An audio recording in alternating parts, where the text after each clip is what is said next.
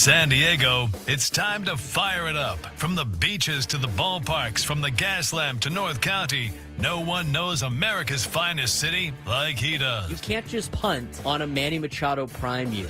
He's a fourth-generation San Diegan, born and raised in the heart of this community.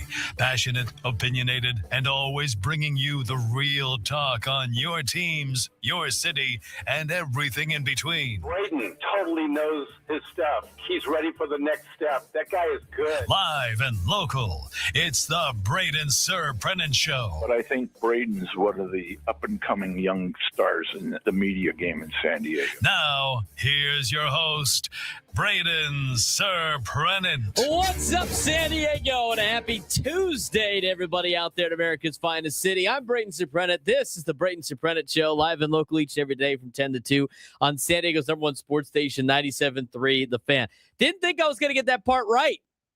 It's a Tuesday today, not a Monday. Feels like a Monday. Not really. What a weekend we had in the sports world for San Diego, huh? Especially for just like the Padres in general. Really remarkable weekend. I mean, I forgot that yesterday was Monday. I was working so diligently at getting ready for this show today with all the moves that happened over the weekend, with different features that we want to talk about. I mean, just so much to break down. Yes, it rained yesterday. Man, did it rain last night? Holy cow. But everything that the Padres did this weekend, they kind of solidified the roster. They solidified the competition. They wanted to add a bat. They wanted to add an arm. And you know what? They added a handful of those things. I like where we're at right now when it comes to the Padres roster. And we're going to look at this roster a couple of different times. But right now, if I have updated my sheet correctly, and I think I have, you got about 70 guys in camp and 40 on the 40-man roster. You got a lot of non-roster invitees battling for spots, and you have a lot of players on this 40-man roster, on this potential 26-man roster that are out of options. And we're going to take a deeper dive into the roster. But I tell you what, I mean, you look at some of the signings that the Padres have made. Are they super sexy signings, right? Guaranteed to be good player signings? No. But you know what they are? They're signings that bring in players that have proven that they can play at a big league level. They all have question marks, but it brings competition. And they're bringing in players that will increase competition. I mean, you look just at the starting pitching market, the starting pitching group now. As of players that are on your 40-man roster, remember, you have to be on the 40-man roster to make the club. Here are the players on your 40-man roster in the starting rotation now. Nick Pivetta, Michael King, Joe Musgrove, Randy Vasquez, Germán Márquez, J.P. Sears, Matt Waldron, Miguel Mendez, Yu Darvish, who's still on the 40-man roster. I know A.J. Preller talked about that yesterday and what's going on with Yu Darvish. That still remains to be seen. He's currently taking up a 40-man spot, but those are your players on the 40-man roster as part of your starting rotation.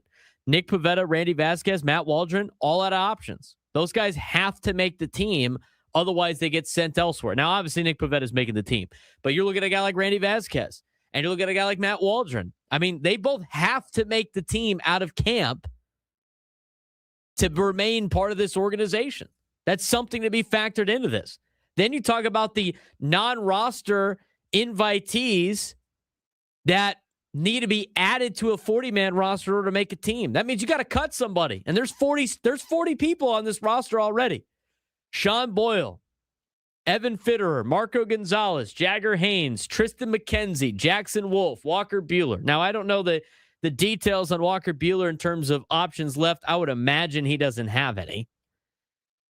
But Marco Gonzalez and Tristan McKenzie are two guys that don't have any options left either. So those are two other pitchers you would have to keep on the 26-man roster in order to keep him part of the organization. Then you got the Griffin Canning situation. They signed Griffin Canning over the weekend. It doesn't sound like he's going to be ready until May, but that's another arm. I mean, so you have a handful of players and a big group just competing. And then we're just talking about the starting rotation right now. Nick Pivetta, Michael King, Joe Musgrove, Randy Vasquez, Germán Márquez, who's on the 40-man, by the way. They added him to on the 40-man roster. He signed a major league deal. Walker Buehler signed a minor league deal. J.P. Sears, Matt Waldron, Miguel Mendez, Yu Darvish. That's 9 players on the 40-man. Sean Boyle makes 10. Fitterer, 11. Gonzalez, 12. Haynes, McKenzie, Wolf, Buehler. You got 14, 15 players competing for a starting spot. Now, that being said, Yu Darvish will not be part of that conversation in terms of making an impact this season. Griffin Canning's also on that list. That's 15 players competing for a pitching staff, competing for a starting spot in the rotation. And by the way, Pivetta, King, and Musgrove aren't going anywhere. So now you got about 12 players battling for 2 spots. And right now, Randy Vasquez has that number 4 spot as expected to be part of the rotation, and he's out of options. So now you really have 11 guys, maybe 10 guys battling for 1 spot on the roster unless one of these players ends up going to the bullpen. This is competition. This is what you love to see at camp because you're going to get veteran players battling to make a living, battling to be on an MLB team, battling to be on the San Diego Padres. And there's a lot of names on that list. All of them come with some type of con, right? Some type of question mark.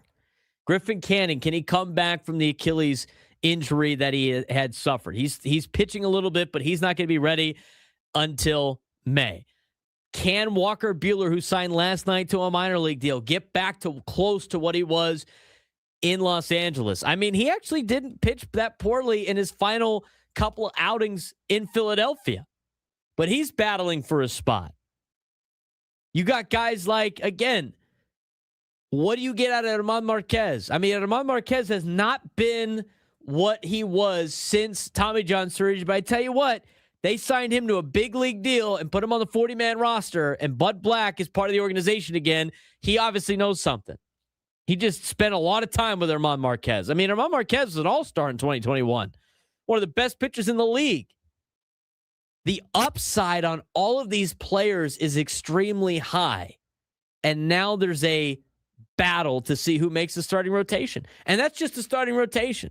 And for those of you that are watching on YouTube, we got what the look of what this potential lineup and what this potential roster could look like. And you see a lot of pink on there. Those are players that do not have options left, which means they have to make the 26-man roster in order to stay in the organization. It's not like you can stockpile these guys down in AAA El Paso. You can with a couple, but you can't with all of them. That's just the starting rotation. You can look at the bullpen. The bullpen's going to be a mess too. I mean, a lot of great players. And here's the deal.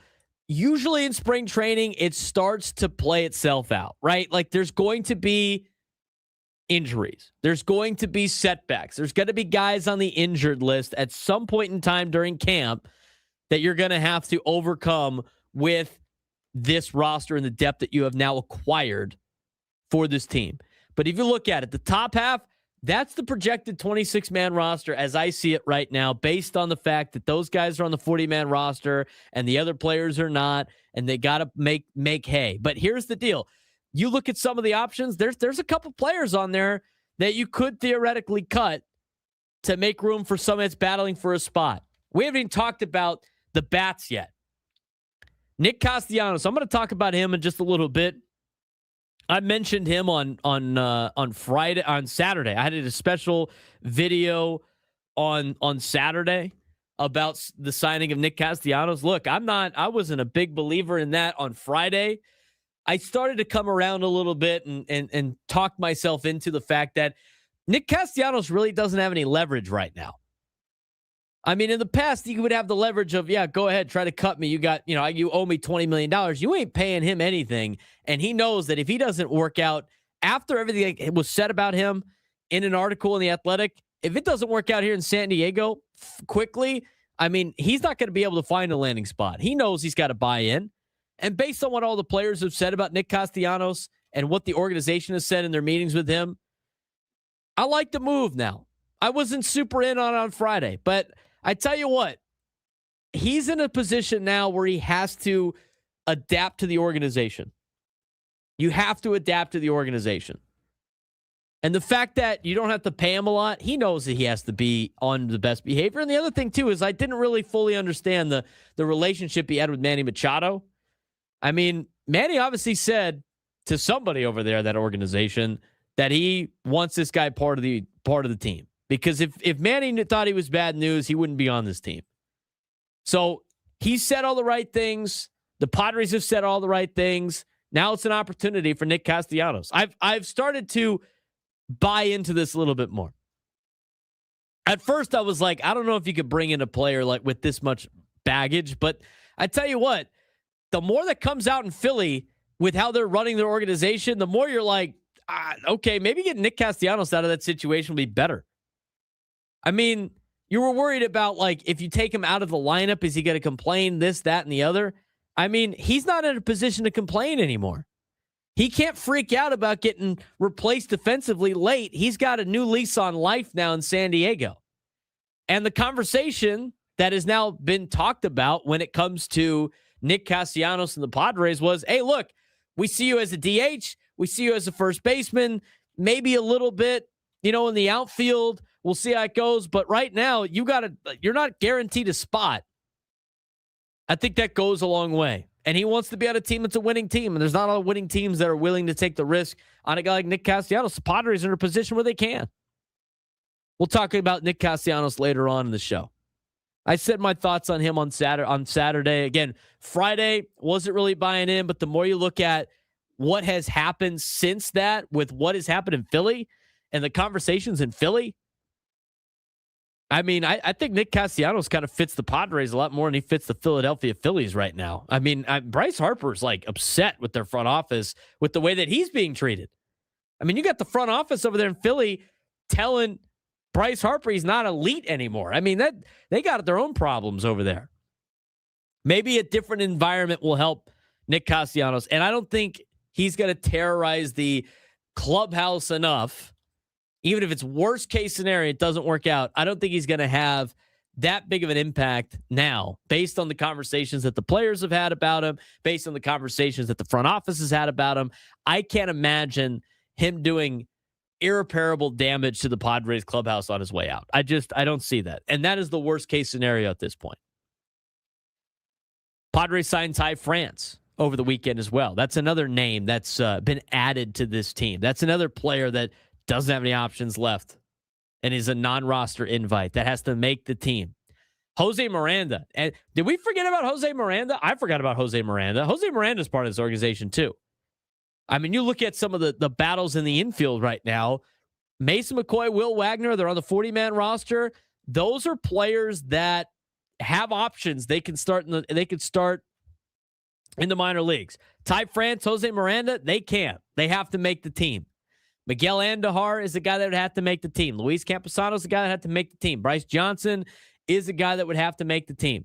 Sungmoon Song, he's got options. I mean, you could theoretically start him down in El Paso. I mean, there's just so many options for the Padres right now when it comes to bats, with the addition of Andujar, with the addition of Nick Castellanos, now with Ty France trying to be part of this team as well. It's a lot of big decisions that need to be made with this team. But the good news is they got 6 weeks to figure out who can play and who can't, who's going to rise to the occasion and who's not, who's going to help this team and who's going to be shipped off and not make that 26-man roster. And there's some players that are currently on this team that might be starting in AAA or might be starting with a different organization, because there's a lot of pink on that sheet in front of you if you're watching on YouTube. 833-288-0973, 833-288-0973. We're just getting started here on the Braden Surprenant Show, but, I mean, you got so much news, and we haven't even talked about the other stuff. I mean, you had John Seidler, Eric Grupner meet with the media over the weekend. We got all of that to break down. By the way, we're 14 minutes into the show. I haven't even announced yet. Now everybody knows this information. AJ Preller finally got his contract extension. I mean, so much happened this weekend in just the Padres. We got a long show planned for you. You got to look at the rotation battle now. I mean, Randy Vasquez was penciled in to be the number 4 starter. He's out of options. Is he going to get beat out by Walker Buehler and Germán Márquez? I mean, big decisions loom in the starting rotation. Can Nick Castellanos get back to some of the form that he was before Philadelphia, or at least the beginning couple of years of Philadelphia? That's a conversation to have later on in the show. Can Ty France play his way onto this team? I mean, the depth of this team is a lot better than it was on Friday. And even then, I have to say, like, I'm not going to sit here and say these moves are all like franchise-defining, changing moves, because every one of these moves come with a major question mark. A major question mark. And we're going to be breaking down the roster later on. We're going to be talking about, where this lineup fits together, how you build out your bench, what's more valuable in a bench piece. Can Sungmoon Song be a guy that's a 4th outfielder so you could get Ty France on the team? I mean, there's so many question marks for this team now and so many storylines to follow. And you know what? AJ Preller, again, with the confines of what he has to work with, has put together a roster that is going to breed competition because these players want to be on a team that wins. And you got a bunch of guys that are trying to either resurrect their career, continue their career, or prove that they can get back to what they used to be. Nick Castellanos is one of those players. Germán Márquez is one of those players. Walker Buehler is one of those players. They all have some type of massive, noticeable elephant in the room negative. Either it be injuries or some of the baggage in their old teams that they used to play on, but they all still have upside. They're all way younger than the players that they have brought in the last couple years. That's the other thing. I mean, you look at these moves. Again, you're taking a risk with all of these players. But I tell you what, I would much rather take a risk on Nick Castellanos than Yuli Gurriel. I would much rather take a risk on Ty France than Jason Hayward. I would much rather take a risk on the pitching of Walker Buehler and Germán Márquez and even a guy like Tristan McKenzie and Marco Gonzalez over any type of player that's just hanging on for dear life at the end of their career. I'm telling you, the moves add the depth. And again, I'm not going to keep saying it because apparently in this world, you can't change opinions. I didn't like the idea on Friday. I really didn't. But after the vetting process and seeing where Nick Castellanos is, and I said it on Friday, I said, unless Nick Castellanos does X, Y, Z, I don't think it's going to work here in San Diego. He has already started X and Y, and now it's time for him to go out and show that he could do Z. And if that's the case, then it works out. But I said it on Friday, as much as I didn't like potentially signing Nick Castellanos, I said if he changes and uses what happened in Philadelphia as a big changing point in his career and change the way that he is, the way he plays, I think it could work out. I said that on Friday. Did I not, Frank? I said that on Friday. It's funny how when presented with new information, it's almost like someone's opinions can evolve. It's weird how that happens. So weird. So weird. I'd love to know what those people's opinions on things are, but I digress. It's just, it comes with the territory. But there's so much to talk about with this team. We'll talk about AJ Preller getting his contract extension when we come back. But Padres, Nick Castellanos, Griffin Canning, Germán Márquez, Ty France, AJ Preller gets a contract extension. Walker Buehler last night signs to a minor league deal with an invite to spring training. So much Padres news, so much Padres talk. If you want to join us today, 833-288-0973, 833-288-0973. Braden Surprenant Show, San Diego Padres Sports Station 97.3 The Fan.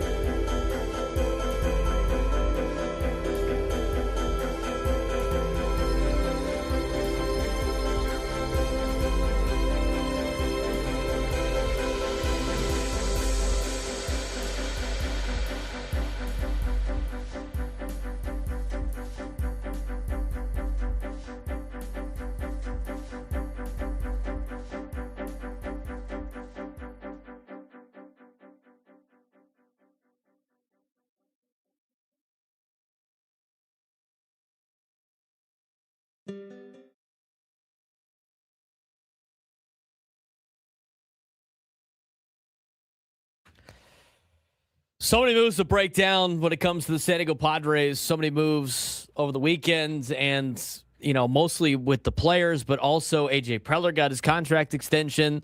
I know a lot of the players were talking about that before it happens, and then they were doing it again after. I threw in a poll on the Braden Surprenant Show YouTube, and Frank, if you could replicate that as well on the 97.3 The Fan YouTube. Are the Padres in a better spot right now on February, what's today, the 17th? On February 17th, 2026 than they were on February 17th, 2025? Yes or no question? I think they are. I honestly think they are. I think they're in a way better spot because if you look at some of the veterans that the Padres brought in last year that they're taking a chance on compared to this year, I'm telling you, these guys are all way younger.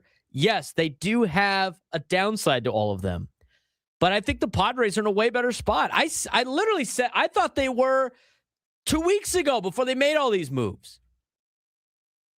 But you got a lot. You actually have depth on your bench. I mean, you have tough decisions that you have to make on the bench. You have tough decisions you got to make in the starting rotation, the bullpen, and you got 6 weeks to show, and players got 6 weeks to show that they deserve to be a San Diego Padre in 2026.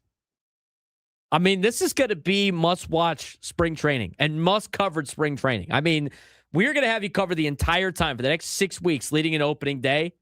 There's no other place you're going to have to be than right here at 97 through the Fan. Bennett Woods, Braden Surprenant Show, Gwen and Chris, no better place than right here. This is exciting. I'm telling you, this is going to be exciting to watch how this team and this roster is put together. The storylines are great. I think they are. But you look at the roster, there's going to be a lot of tough decisions. And the thing is, they're going to play themselves out. But overall, I like all the moves that happened over the weekend. I think it adds depth. And as a coach, I love creating competition. You're going to get the best players. And you're going to get the best out of these guys when there's competition. I mean, you got guys that had to fight to get to the pros, that then got to a high level in the pros, that are now coming back and battling for spots. I mean, go in the past to 2021 and tell a Padres fan that Germán Márquez and Walker Buehler are going to be battling for the number 5 spot in the Padres rotation in 2026. A Padres fan would have said, you're crazy.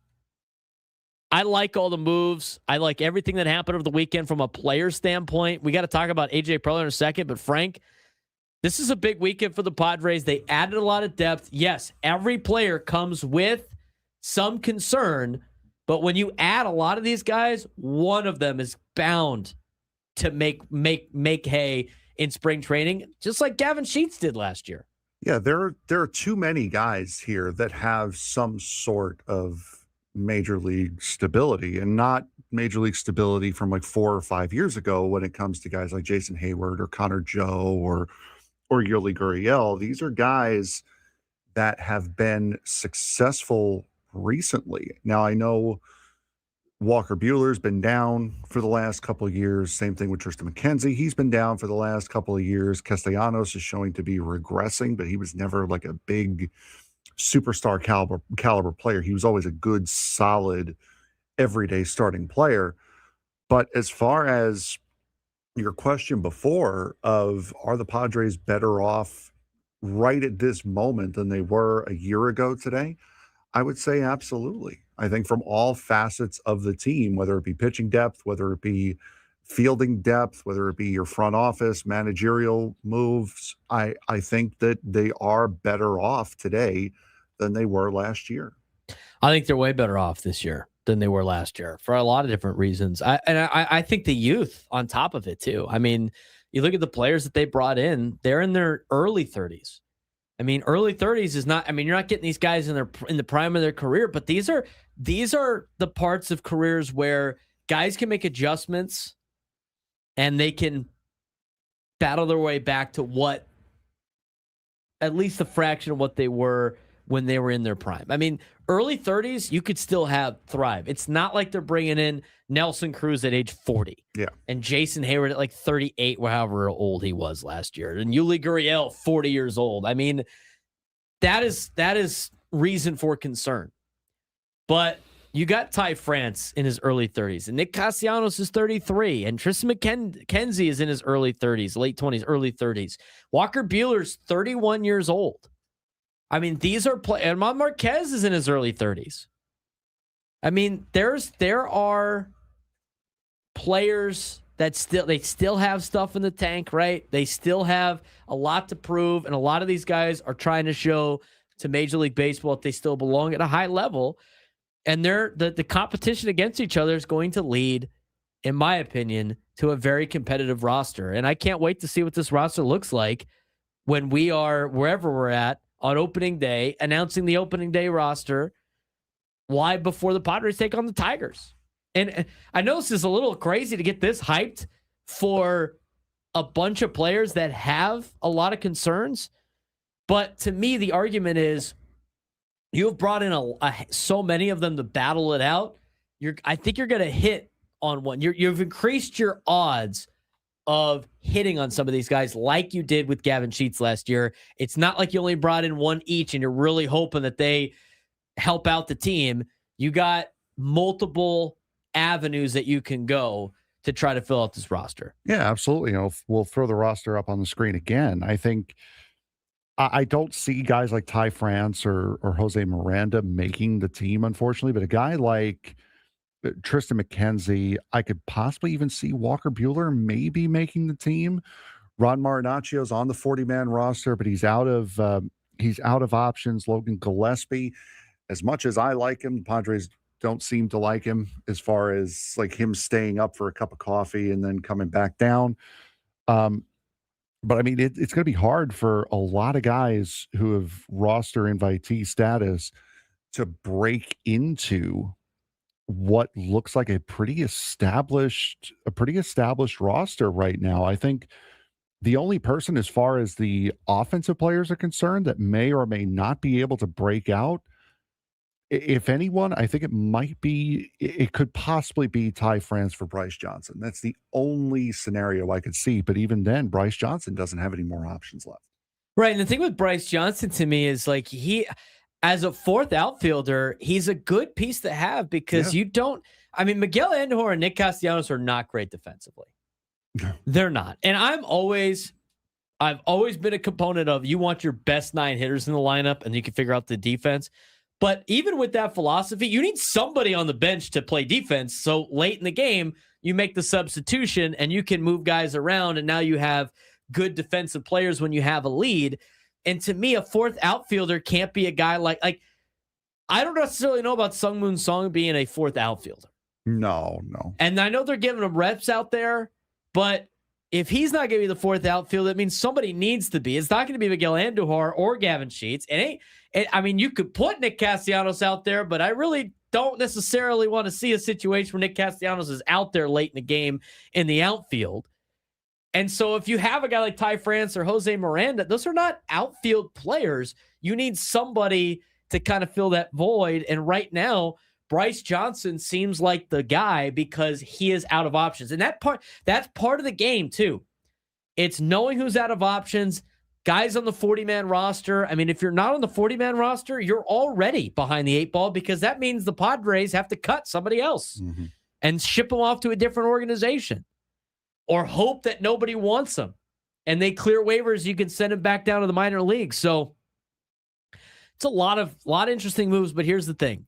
They don't need to make that decision now, and it's going to play itself out, and spring training is going to make it happen. 394 Ron in the chat. Yes, we do know that Nick Castellanos and Gavin Sheets are outfielders, but would you rather late in the game have Nick Castellanos or Gavin Sheets in, or would you rather have Bryce Johnson in? Right. I would rather have Bryce Johnson in that case. For sure. A defensive replacement. Speed and stuff off the bench. I mean, you do need like an athletic player to be on the bench, right?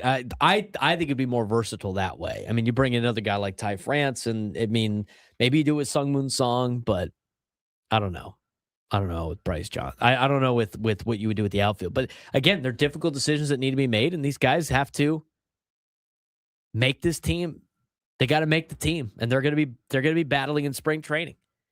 I honestly, whatever position you're looking at, you are looking at a battle. I mean, even we haven't even talked about the bullpen. I mean, what do you do with the bullpen? Do you save some of these starting pitchers that don't have options to make them a long reliever in the bullpen? Is Randy Vasquez? I mean, there's a lot of questions that need to be answered, and we got to take a break. AJ Preller got a contract extension. We'll tell you about it when we come back on the Braden Surprenant Show, San Diego Sports Station 97 The Fan.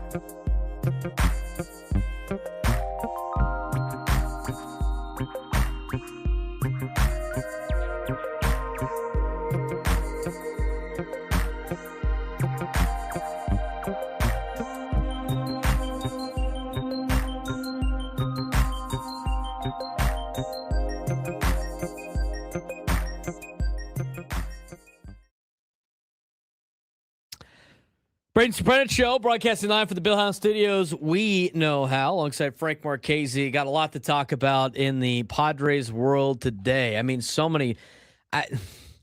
We planned the show all weekend and then had to redo it again on Sunday when they signed Walker Buehler, and then have to, get more and more sound coming from Peoria with Craig Stammen talking about position playing and all that other, and where guys fit in. I mean, there's so much to discuss today on the Braden Surprenant Show. And we want you guys to get involved. 833-288-0973, 833-288-0973. Our YouTube poll question of the day: are the Padres better off right now than they were a year ago?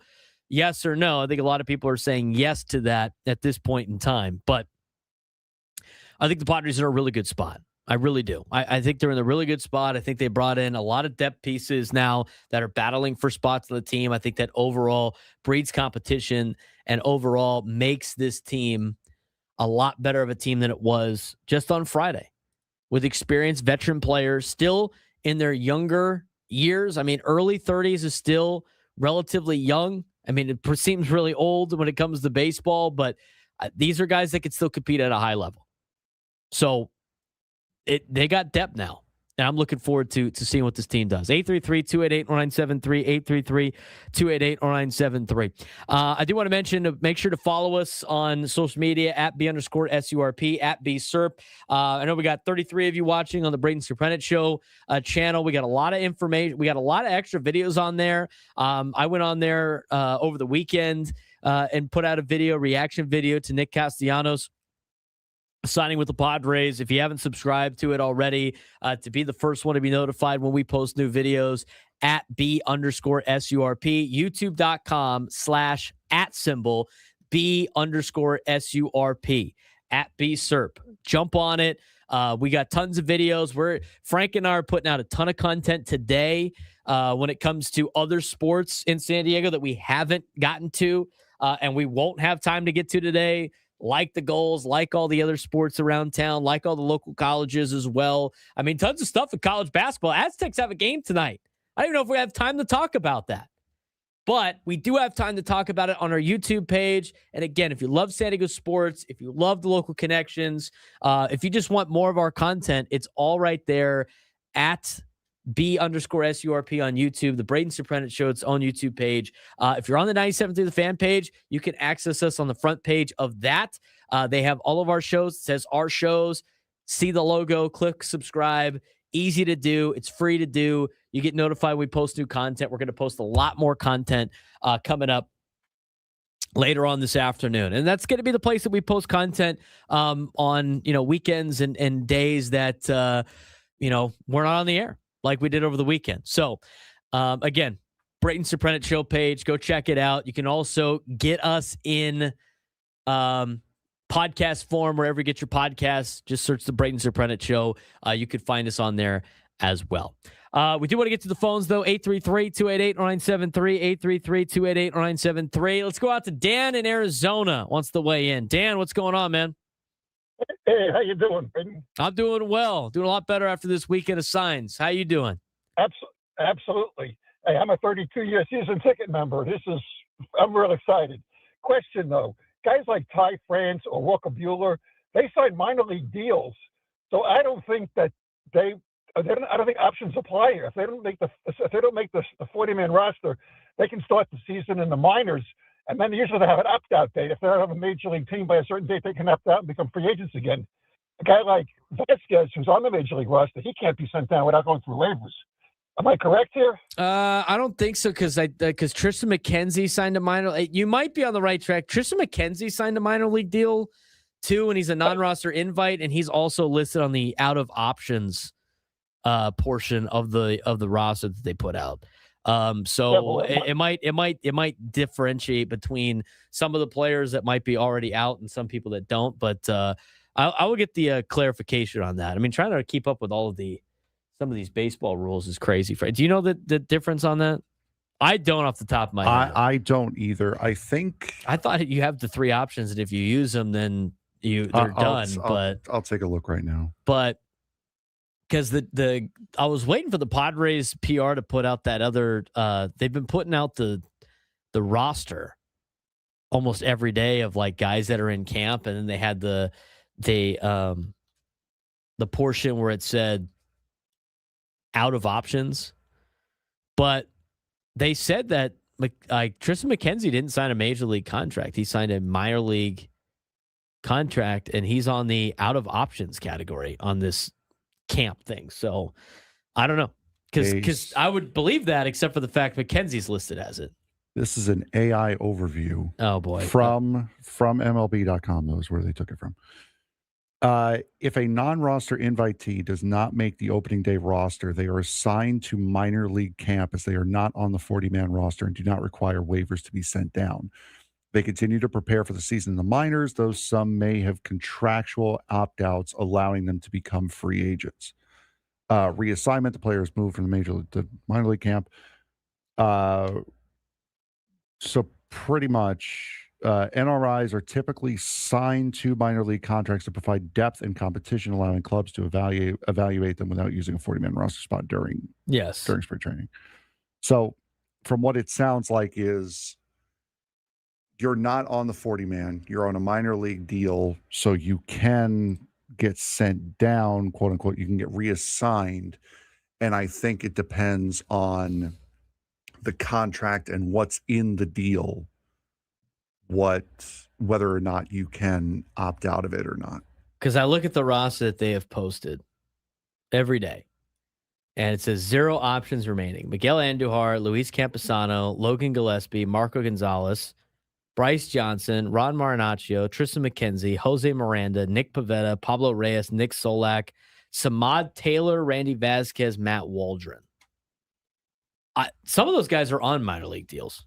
That's why it's like they have the opt-outs and stuff. I mean, or they have the 0 options remaining. I don't know the clarifications on some of those, but the Padres have not posted a roster like that since February 15th. So hopefully they can, hopefully they'll put another one out and have some clarification on some players that don't have options anymore. A couple things I will say about the guys like Walker Buehler and Tristan McKenzie and their ability to opt out and just hang out in the minor leagues.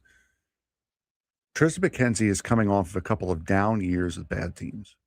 So, I mean, I don't see Tristan McKenzie, if he does have an option clause in his contract, if he has a bad spring training or has a decent spring training but not good enough to make the team, I don't see him walking. And also the fact that Walker Buehler was open to taking a demotion to AAA, the Iron Pigs down there in Lehigh Valley. I think that also bodes well for him not just saying, you know what, I'm out of here. So I think if those guys don't make the roster, there's a good chance that those guys will accept the reassignment to the minor leagues. I don't agree. And here's why. If Walker Buehler and Tristan McKenzie pitch well, if they have great spring trainings, then they're spring out. Trainings, they're going to be on the team. But if they have good spring trainings, somebody's going to pick them up. Like, the only way you would want to keep these players, right, is if they have good spring trainings. Otherwise, why keep them? Unless they're like, they have a terrible spring training and you go, we could fix this guy in 3 months.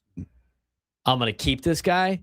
But if that's the case, if they have bad spring trainings, they're not going to be kept on the team. They're just going to be sent elsewhere.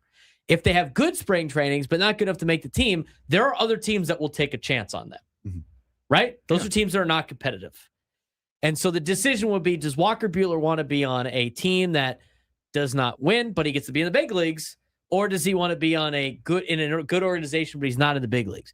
The answer is always big leagues, because every day in the big leagues is better than being in the minors. You get service time and all that other fun stuff. So if they play well, but not well enough to make the team, they're gone. I understand that, and I agree with you 100%. But the fact that he was willing to take that reassignment down to AAA last year with the Phillies is the only thing that gives me. When did he do that? He was a minor league. I know, but last year. What portion of the season? I remember we talked about it because he started the year with Boston, and then he went to Philly. I mean, it was probably around the time where he really didn't have, it was around the time where he could go down to the minor leagues and show he could make the playoff roster. Not like beginning of the season, let me just go down to the minor leagues instead of being on a big league club. This was post deadline when he was probably down to the minors. It was August 31st was when they signed he's him. willing to do that because he gets to stay in the organization and not get picked up by the Marlins, who has no chance. And at least he's working towards, well, if I do really well, I could be on a playoff roster and make a run at this thing. Not, I could go be a starting pitcher in Tampa who's 35 games out of first place, and I'm just like pitching to pitch. I could see why he would do that. I don't think he's going to do that for a team at the beginning of the season. I really don't.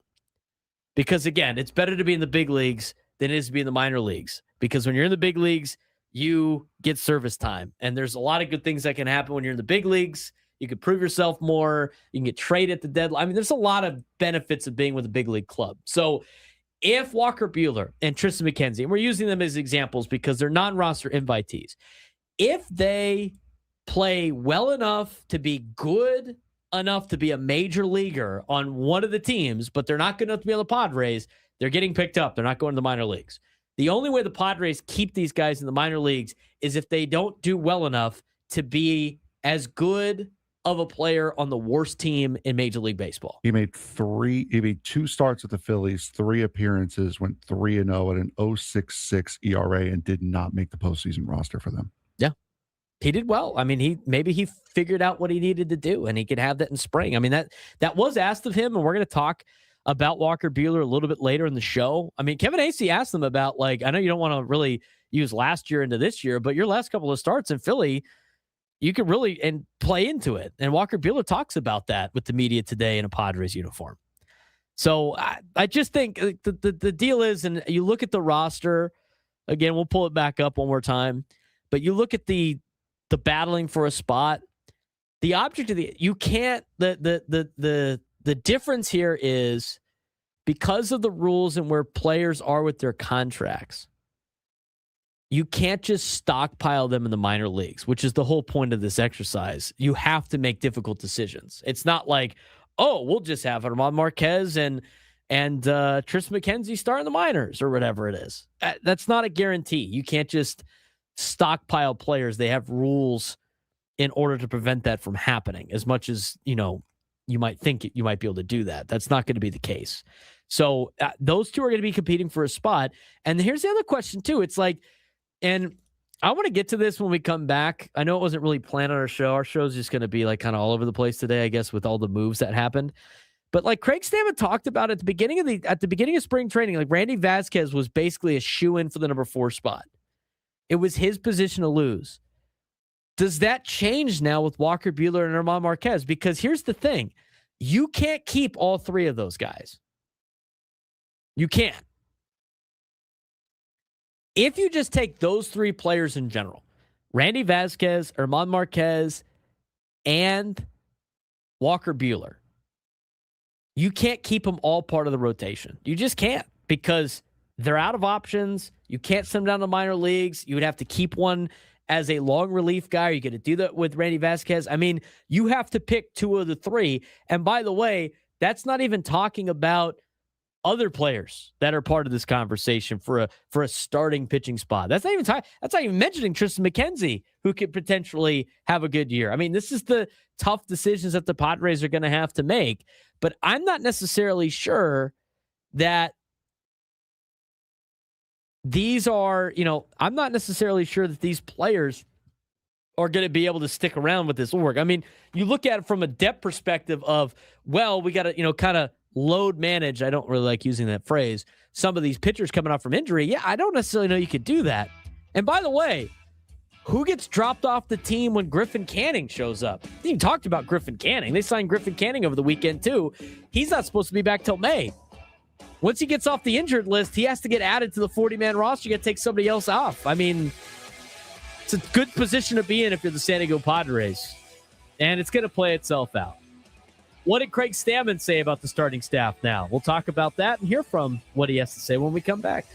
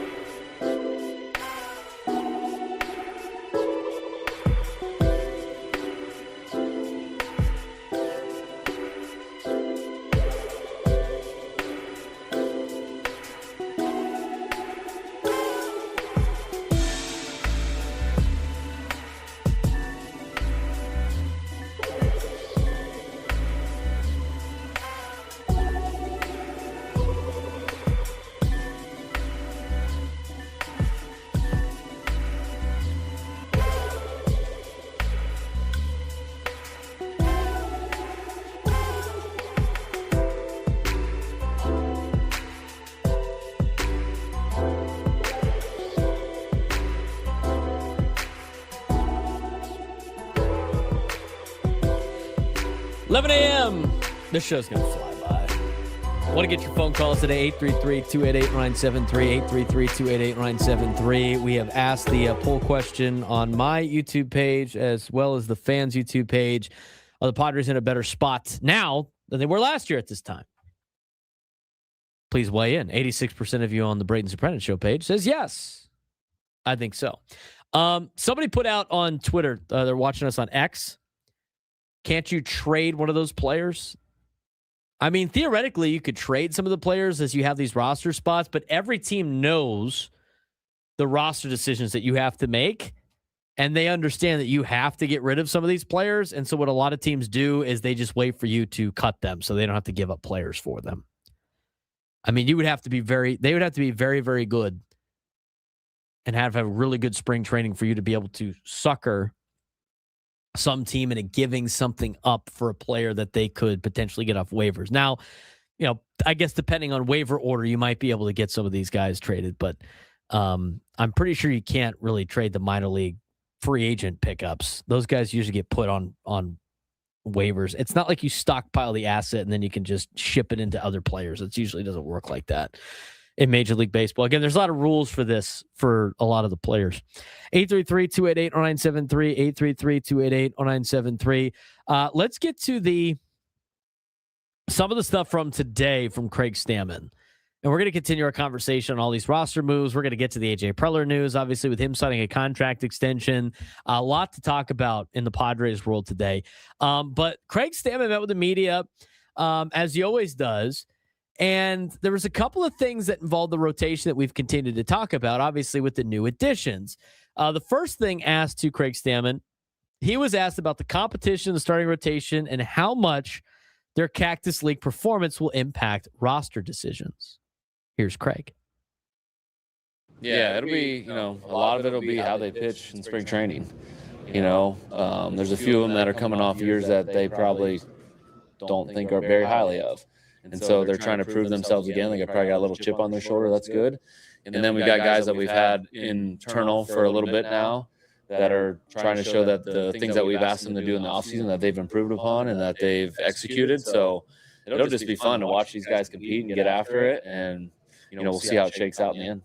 Yeah, it'll be, a lot of it. I mean, it's tough too, like with this conversation of the roster, because there's baseball is such a sport where you need a large sample size, and spring training is not enough of a sample size for a lot of these guys. I mean, I don't think it's going to be necessarily, it's not going to be the stats. I can tell you that for right now. It will not be the stats for these players in spring training. It will be what they think they can see, what they look like, and where they think they could get these players during the major league season. But again, with all these non-roster invite players, somebody's got to come off the 40-man in order to put them on the team. I mean, these are going to be tough decisions. But again, it's going to play itself over spring training.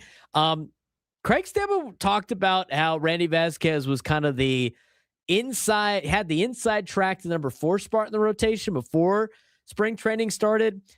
Padres signed a lot of veteran pitchers.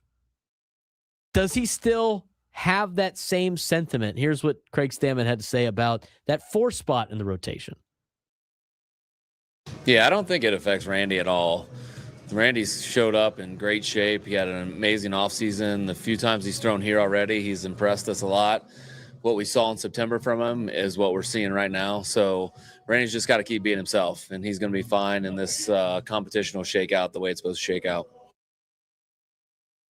Fair. It's a fair answer. Can't be saying, he's not, probably doesn't have it now.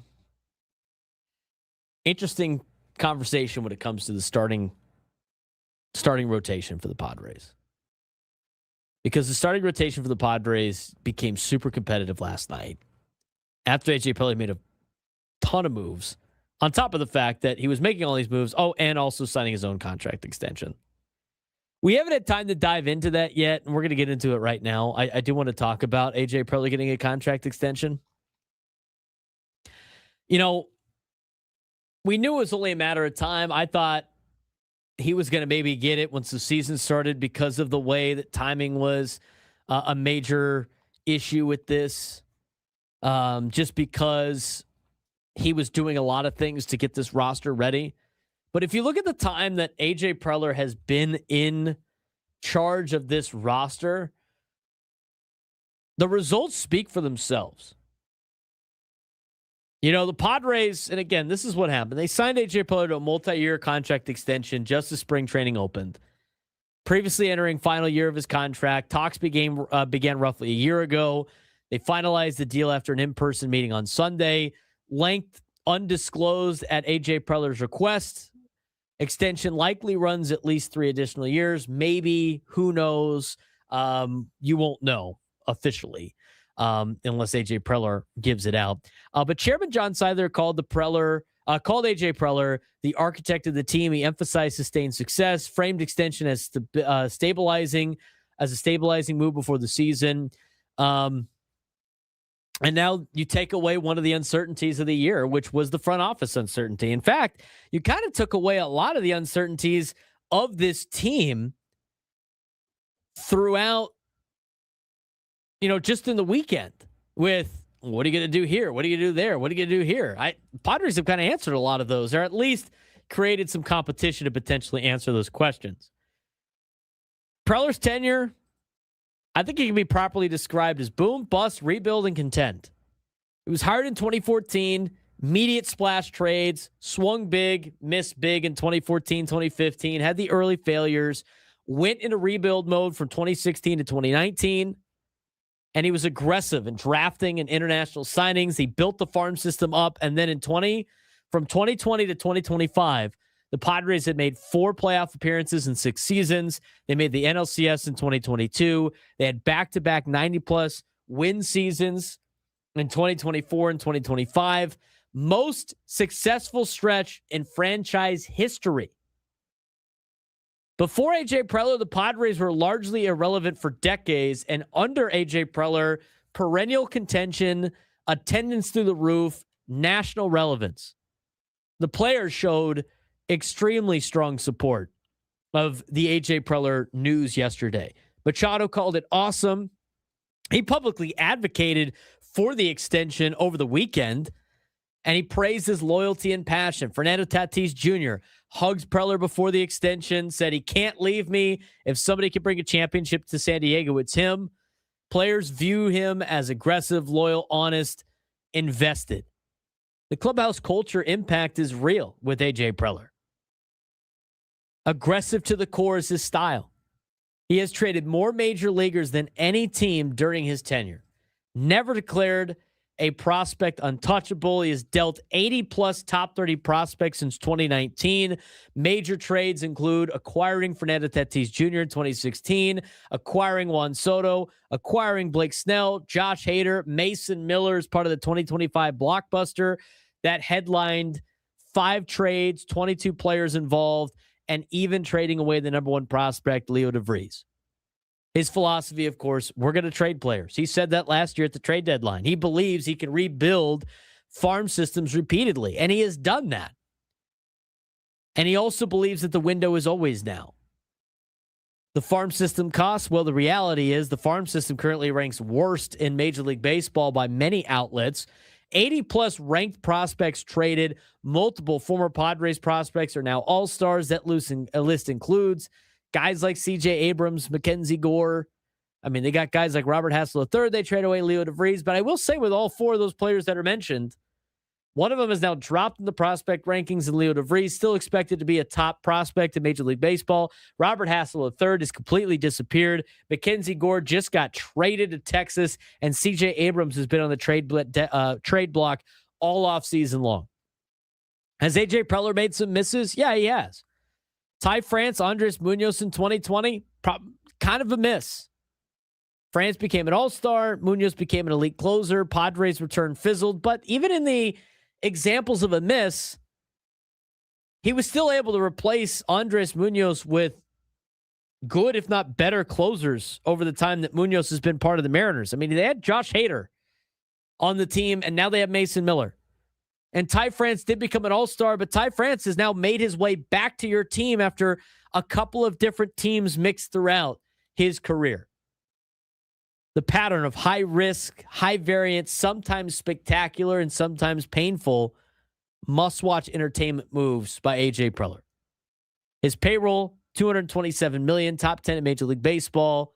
For a small market franchise, half the payroll is tied to older contracts from 2022 to 2023 spending spree. They've reorganized the debt. The payroll is trimmed $100 million in 2024, and they still won 93 games. A.J. Preller has engineered creative contracts. He has rebuilt the roster under tighter budgets, and he has managed post-spending era. And he's done it to a high level. Ownership and this new sale context, I mean, team is still exploring a sale. We'll have details on that later on in the show. But the extension was done before new ownership transition. And John Seidler says it was not required, but it is stabilizing for this organization. And I will say this. I will go back to exactly what I said before. But historically, the Padres were irrelevant for decades before A.J. Preller. And A.J. Preller has been at the helm of what has been the most successful stretch in franchise history. I saw people commenting on A.J. Preller getting a contract extension going, wow, San Diego just continues to be a loser sports town as they bring in a guy that can't win. What do you mean can't win?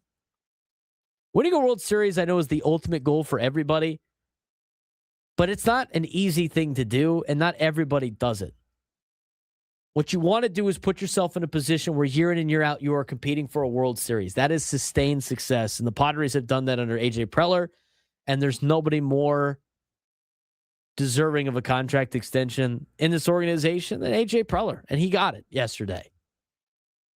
We'll hear from some of the players when we come back. I mentioned some of the quotes, but you got to hear it from them about how important A.J. Preller is to this organization and how important he is to these players, and why it was important for the Padres to give A.J. Preller the contract extension. We'll get to that when we come back on the Braden Surprenant Show, San Diego Sports Station 97.3 The Fan.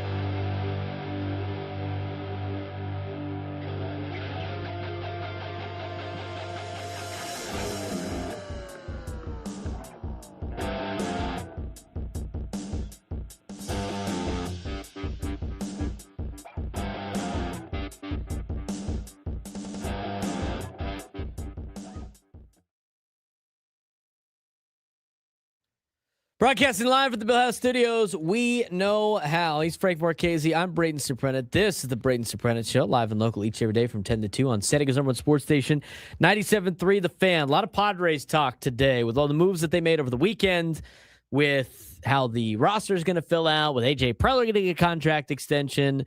John Seiler, Eric Grupner met with the media yesterday. We will have all that coverage for you as we continue on in the show. We've been talking about A.J. Preller and the contract extension that he just got.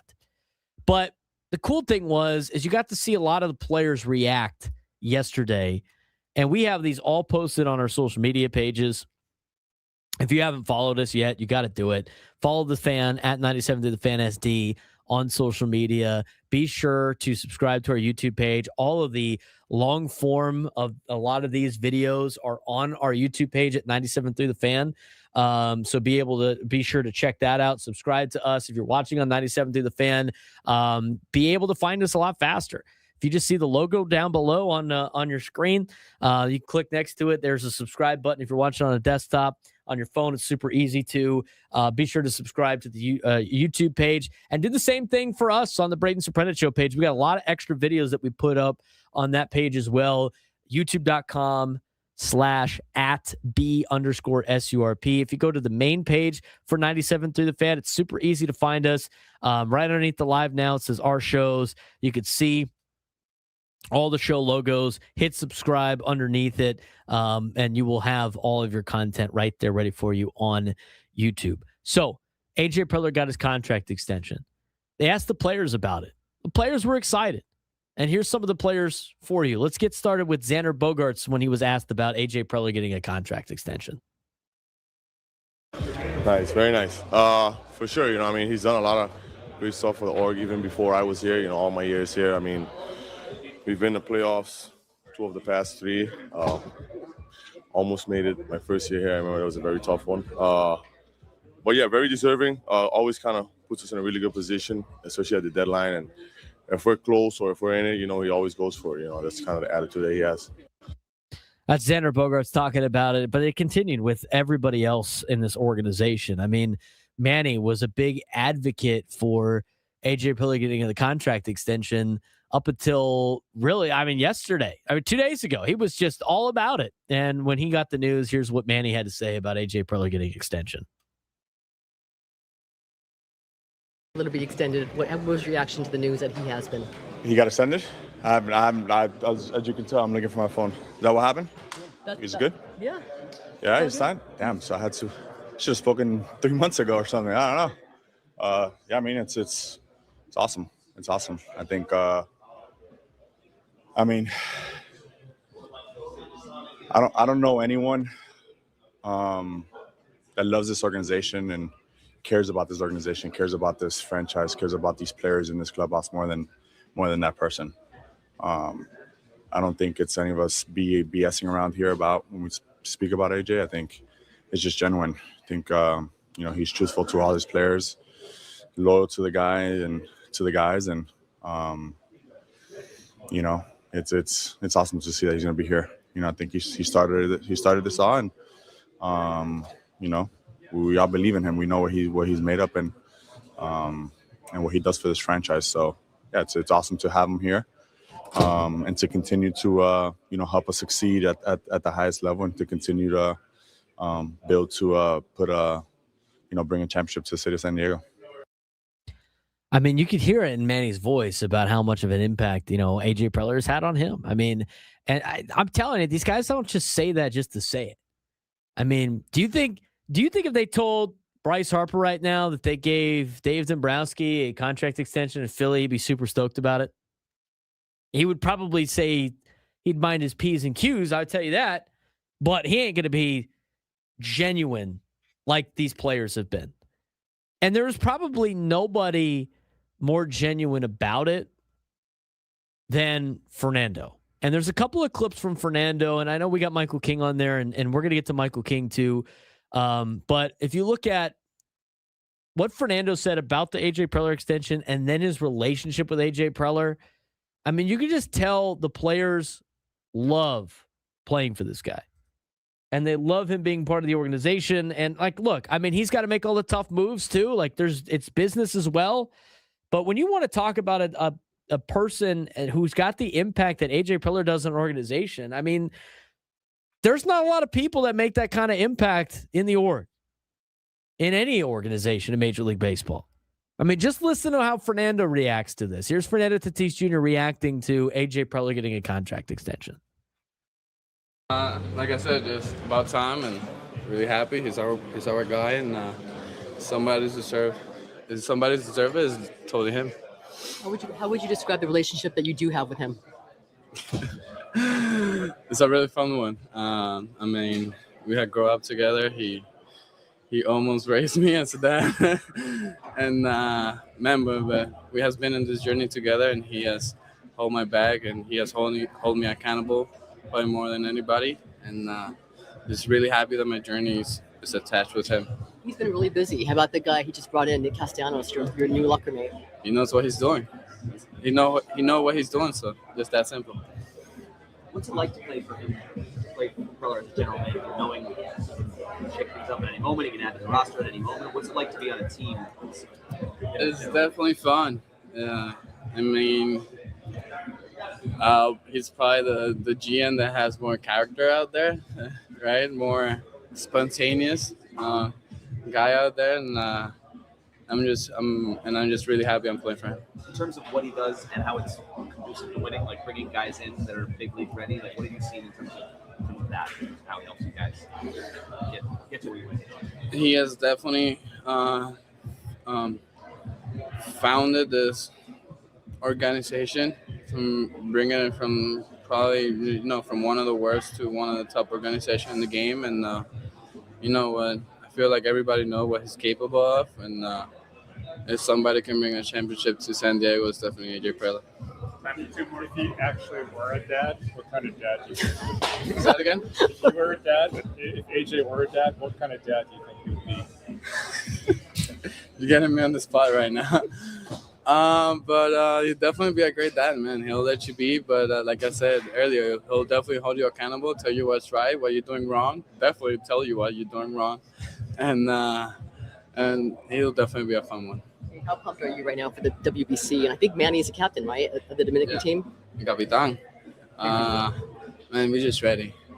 The boys are together. The Dominican team we definitely know what we can bring to the table. But the most important part is that we're working for it, and we're not eating shit, We know the competition that is out there, and every player that is going to go out there definitely going to bring his A game. These guys are unfiltered sometimes. Good thing I got a dump button over here too, just like Frank does. Bang, immediate drop.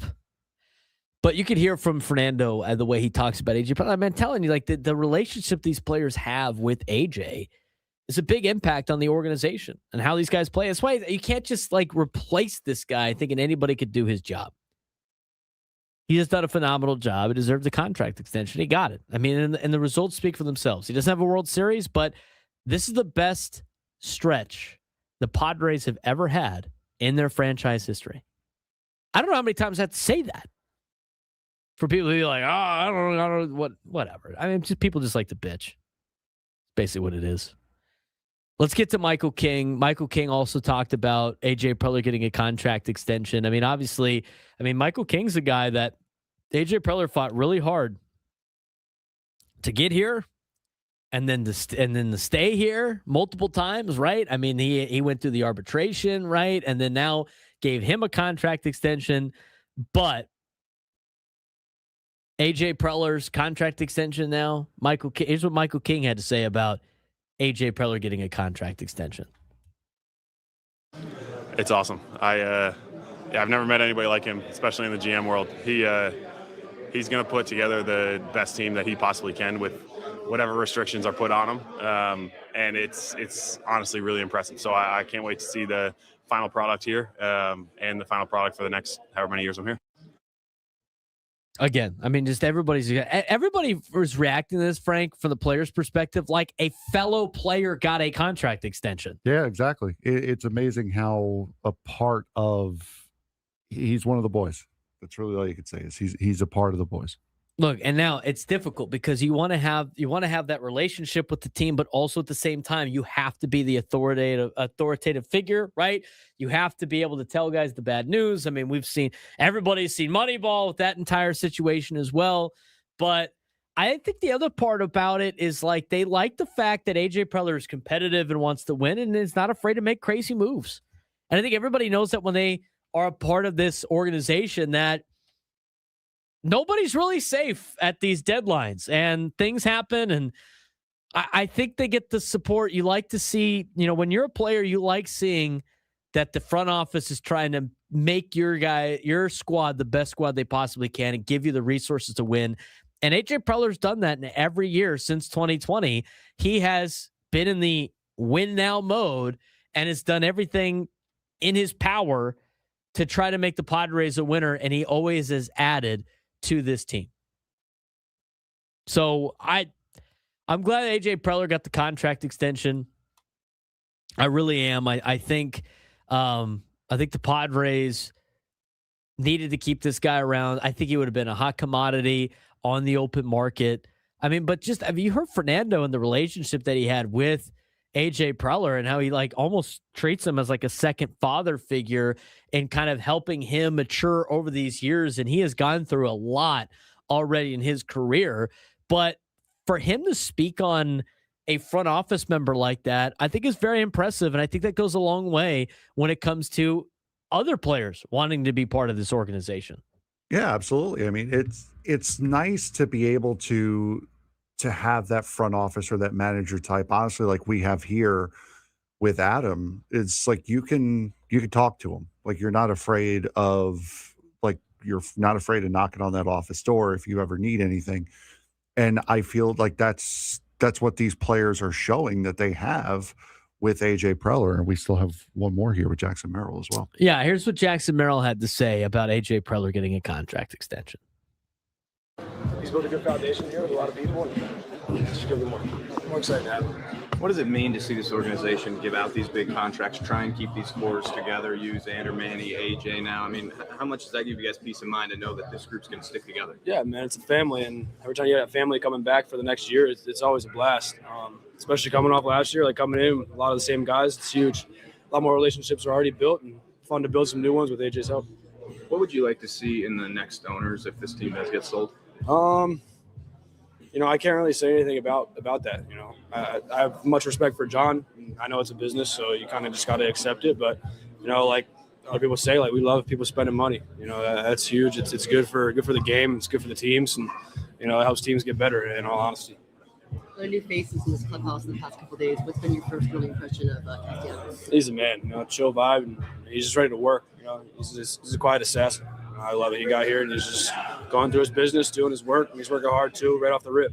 That's all I can see, and I respect it. What did you guys take away from Stan and his first time addressing the team yesterday? Awesome. Super locked in. Had everybody locked in. That's important. Your manager's talking, we should be listening. So it's huge to have us all locked in. A lot of different things asked to Jackson Merrill right there, but again, all the sentiments are the same. I mean, all the players are fired up for AJ Preller getting a contract extension, just like it was a fellow player getting a contract extension. We got a lot to get to still on the Braden Surprenant show. We got a lot of different sound to play as well. I mean, we're going to talk about the Nick Castellanos situation in just a little bit as he was brought in on Saturday. And the move to bring in Nick Castellanos was the first that was a flurry of moves this weekend. It was Nick Castellanos, and then it was Griffin Canning, and then it was Germán Márquez, and then yesterday it was Ty France, and then just to finish it all off on yesterday night, last night, it was Walker Buehler, and mixed in between was the morning of AJ Preller getting a contract extension. I mean, so much Padres news. We're going to continue the conversation when we come back on the Braden Surprenant show, San Diego Sports Station 97.3 The Fan.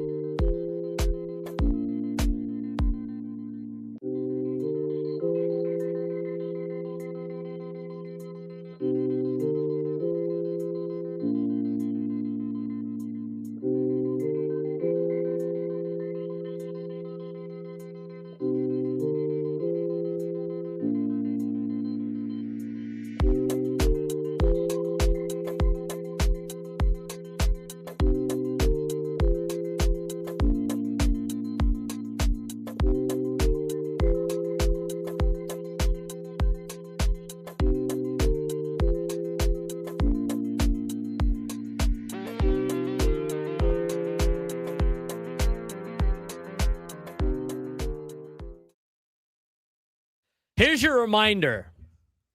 We do it in the 11 o'clock hour each and every day. We remind you to do what exactly, Frank? What do we remind people to do in the 11 o'clock hour? Here we go. Tip your waitress. Make sure you do that. We remind people to listen at 1 o'clock for us to announce today's biggest fan for a chance to qualify for a night in our Odyssey Suite at a future Padres game with all the fan staff. Register your name at 97fantasy.com/biggest fan and order potentially have your name called. To announce me as the biggest fan. James in Oceanside still waiting for his opportunity. He's just waiting for the call. Waiting for the call up. Hasn't gotten it yet. We're going to talk more about this Padres stuff in a little bit. We do got to get to the sports thread here in a couple of minutes. Man, did I have a rough time with taco shops this weekend. Yeah, you had a time this weekend, dude. A rough time. Now, one of the things that I bitched about on social media is a recurring pet peeve of mine. And now, here's the deal. I remember when I was a freshman in high school, you had to take, that was back when you actually had to take speech class. I don't know if anybody has to do that anymore, but I had to take speech class for one of the semesters. So like in high school, at least the Cathedral was one semester you got PE, the other semester you got speech when you're a freshman. Mm-hmm. And you had to take both. And then once you played sports, you didn't have to take PE anymore. So that was the only semester that I took PE. And then I take speech, and one of the speech, they had all these themes for the speeches, and one of them was a pet peeve speech. I didn't even know what a pet peeve was when I was a freshman in high school. My mom was like, it's something you just to bitch about all the time. I'm like, I don't know what I bitch about. Oh, it's Scraby's Gripe segment. Yeah, basically. I would now, you know what I did my speech on? The napkins at taco shops. Oh, gosh. They're such a waste. I mean, you know what I'm talking about. I made it funny. It was great. I mean, I got this great burrito. It's usually a mess, right? And then you got the little flimsy napkins. I mean, how come they have the worst napkins known to man when they have some of the messiest food at taco shops? But that's not where I'm going with this. I have now discovered that my biggest pet peeve is the salsa bar. And the people who cannot do salsa in a timely manner. Now, this is an old man yells at clouds, potentially, even though old men are very slow at this. But pet peeve. Doing the salsa at a taco shop. Taking up the entire salsa bar so nobody else can do it. Yeah, exactly. 100%. Don't get me started on that. Can you teach me how to do my taxes and prepare me for the real world? No, shut up and write your speech. Write your speech about things you bitch about. I should have made my pet peeve speech about not being able to taught how to do taxes. Now we've come full circle.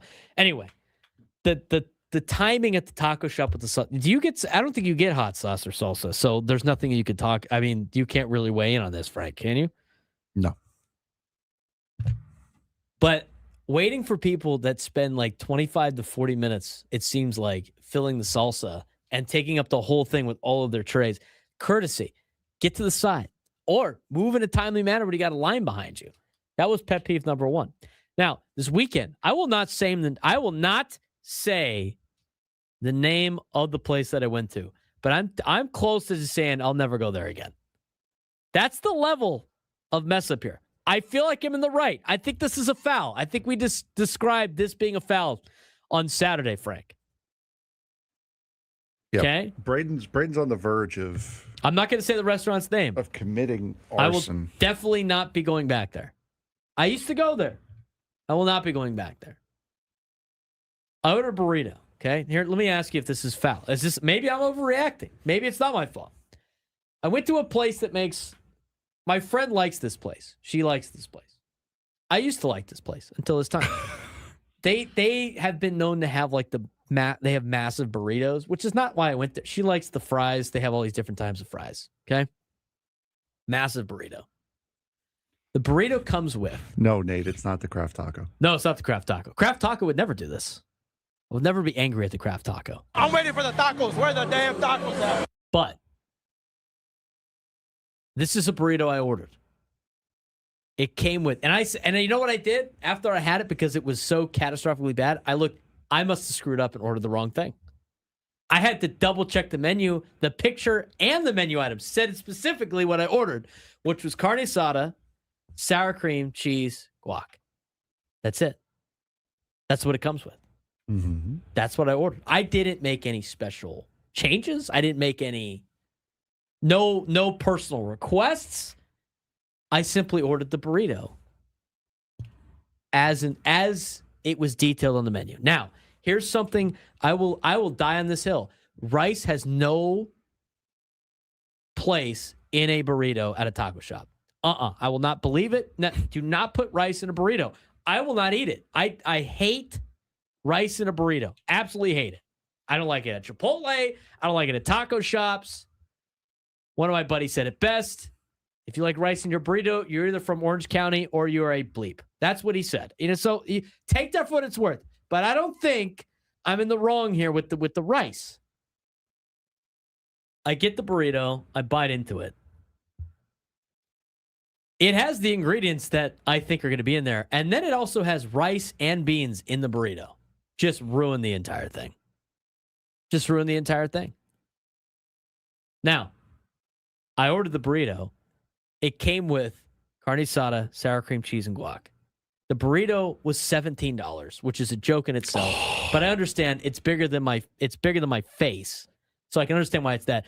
But if I'm going to pay $17 for a burrito, and then they add ingredients that I don't like without me asking, and we went back to the receipt, all that stuff. I looked at the picture. I'm like, I must have screwed up. There's no way you just add random things to a burrito.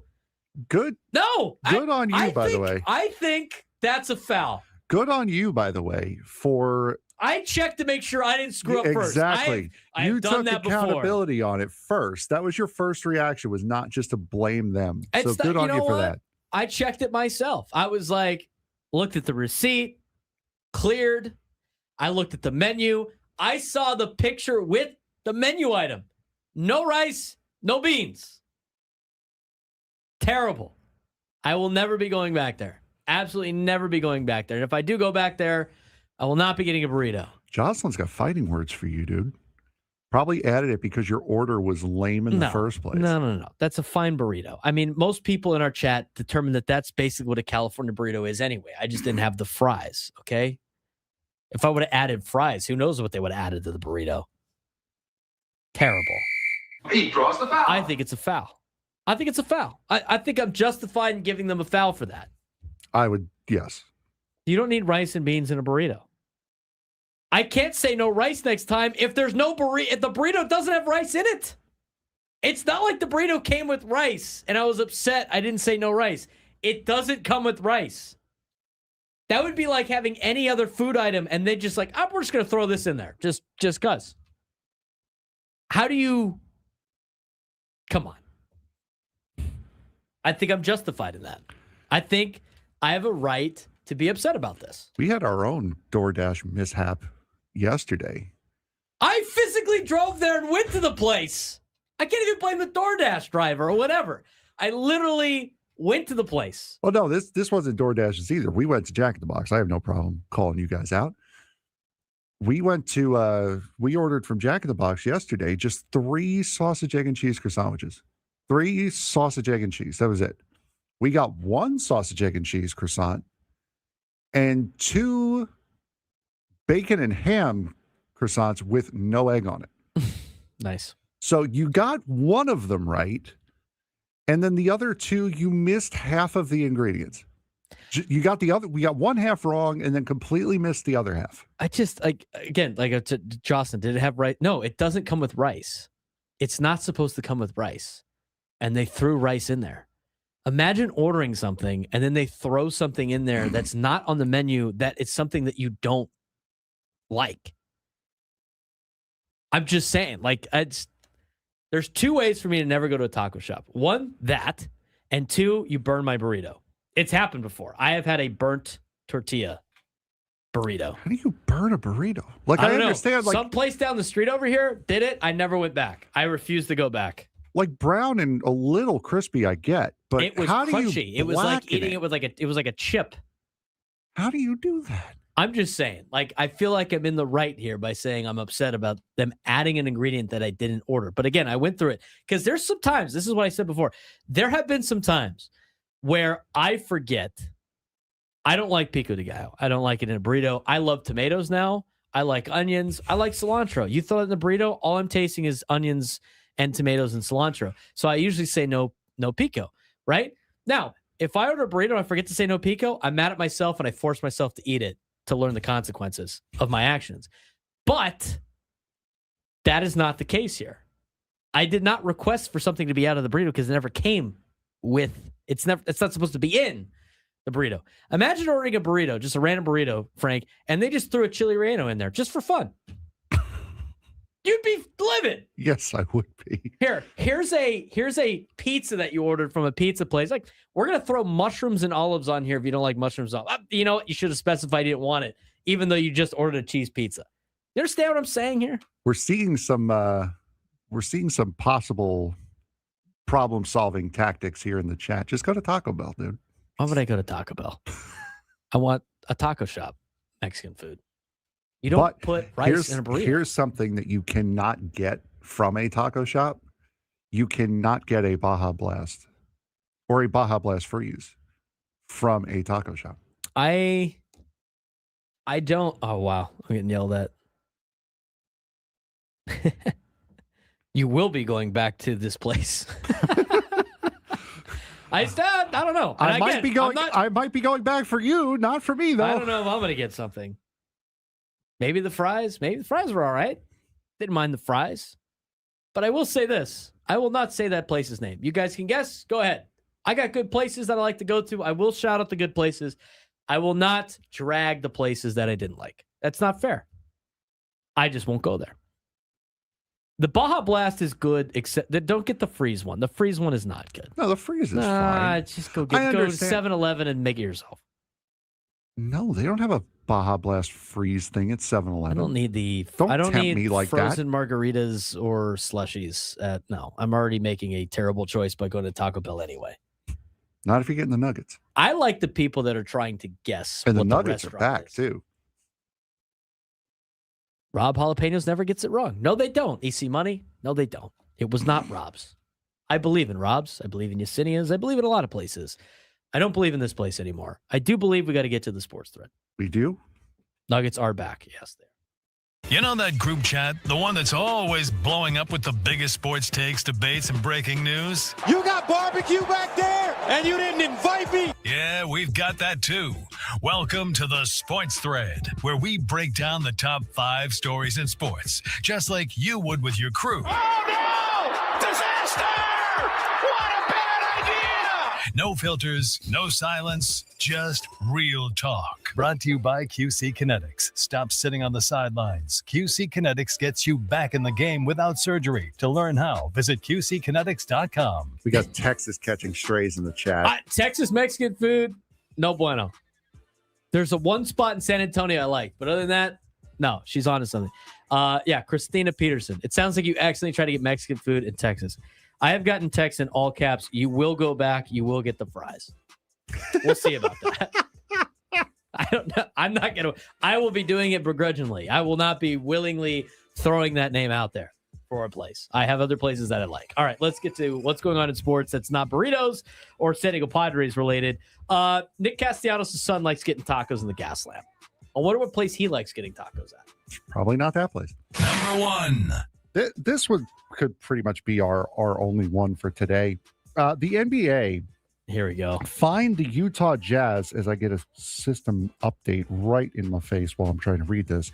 Thank you. The NBA has fined the Utah Jazz $500,000 and the Indiana Pacers $100,000 for violating the league's player participation policies, citing decisions to sit healthy players in games where outcomes were still in doubt. Commissioner Adam Silver said actions that prioritize draft position over winning, quote, undermine the foundation of NBA competition, as if the league doesn't do a good enough job of that on their own, and warned that further measures could be coming. Utah was penalized for benching Lauri Markkanen and Jaren Jackson Jr. in key fourth quarters, while Indiana was fined for holding out Pascal Siakam and other starters despite medical clearance to play limited minutes. With both teams near the bottom of the league standings and a highly anticipated 2026 draft looming, the league is clearly cracking down on perceived tanking. Is the NBA right to punish teams for sitting healthy stars late in games, or is tanking just smart roster strategy in a draft-driven league? We're talking about the tanking thing. Yes. I mean, they have a massive problem on their hands with the tanking deal. I don't know how. I mean, some of the ideas that Adam Silver threw out was basically like, hey, let's just sign up to be college basketball and have like the same 4 teams just win everything. I don't think there's that. I don't know what you do with this. There's too many teams that think the incentive is better to lose than it is to win. I don't know how you fix that problem with trying to change the draft any more than you have already done with a lottery system. Maybe you got to like tweak that a little bit more. The NBA is having a hard time of getting players to play at a high level and trying to win. Adam Silver has suggested getting rid of the draft altogether and just have the college players be free agents. He has also recently come under fire from betting companies, which is why this was even a thing that happened, because betting companies now are getting screwed by players sitting out. So now they're putting pressure on the league, and now the league has put pressure on the teams. Good job, losers, all of you. The NBA has never been more illegitimate than it is in this moment. And that's saying I something. can't wait for our NBA segment that we're going to do later on the Braden Surprenant Show page for our commercial break content on YouTube. And then you had the All-Star game this weekend. Did you see that? Oh, you dunk did? contest? I didn't even know. Did you see that dunk contest? Keyshawn Johnson won the San Diego State Aztec. It was embarrassing. It's all embarrassing. It's all dumb. Like the skills competition they ruined last year with Wembanyama and Chris Paul. Anyway. Who's retired now, by the way. Oh, yeah. That's breaking news, right? We'll be back in the noon hour. Padres.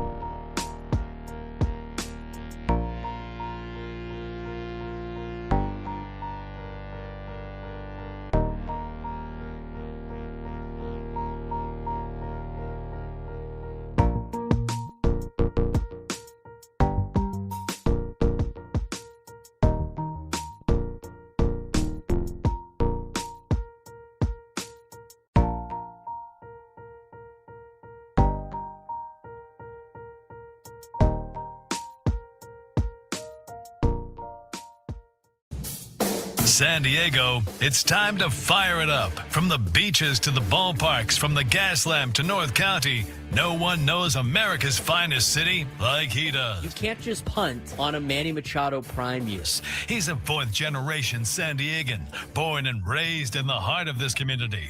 Passionate, opinionated, and always bringing you the real talk on your teams, your city, and everything in between. Braden totally knows his stuff. He's ready for the next step. That guy is good. Live and local, it's the Braden Surprenant Show. But I think Braden's one of the up-and-coming young stars in the media game in San Diego. Now, here's your host, Braden Surprenant. Noon lunchtime hour. Now I need a burrito redemption after this weekend. I'm now thinking about burritos after that conversation. Mention it enough times, we might get some again. It's possible.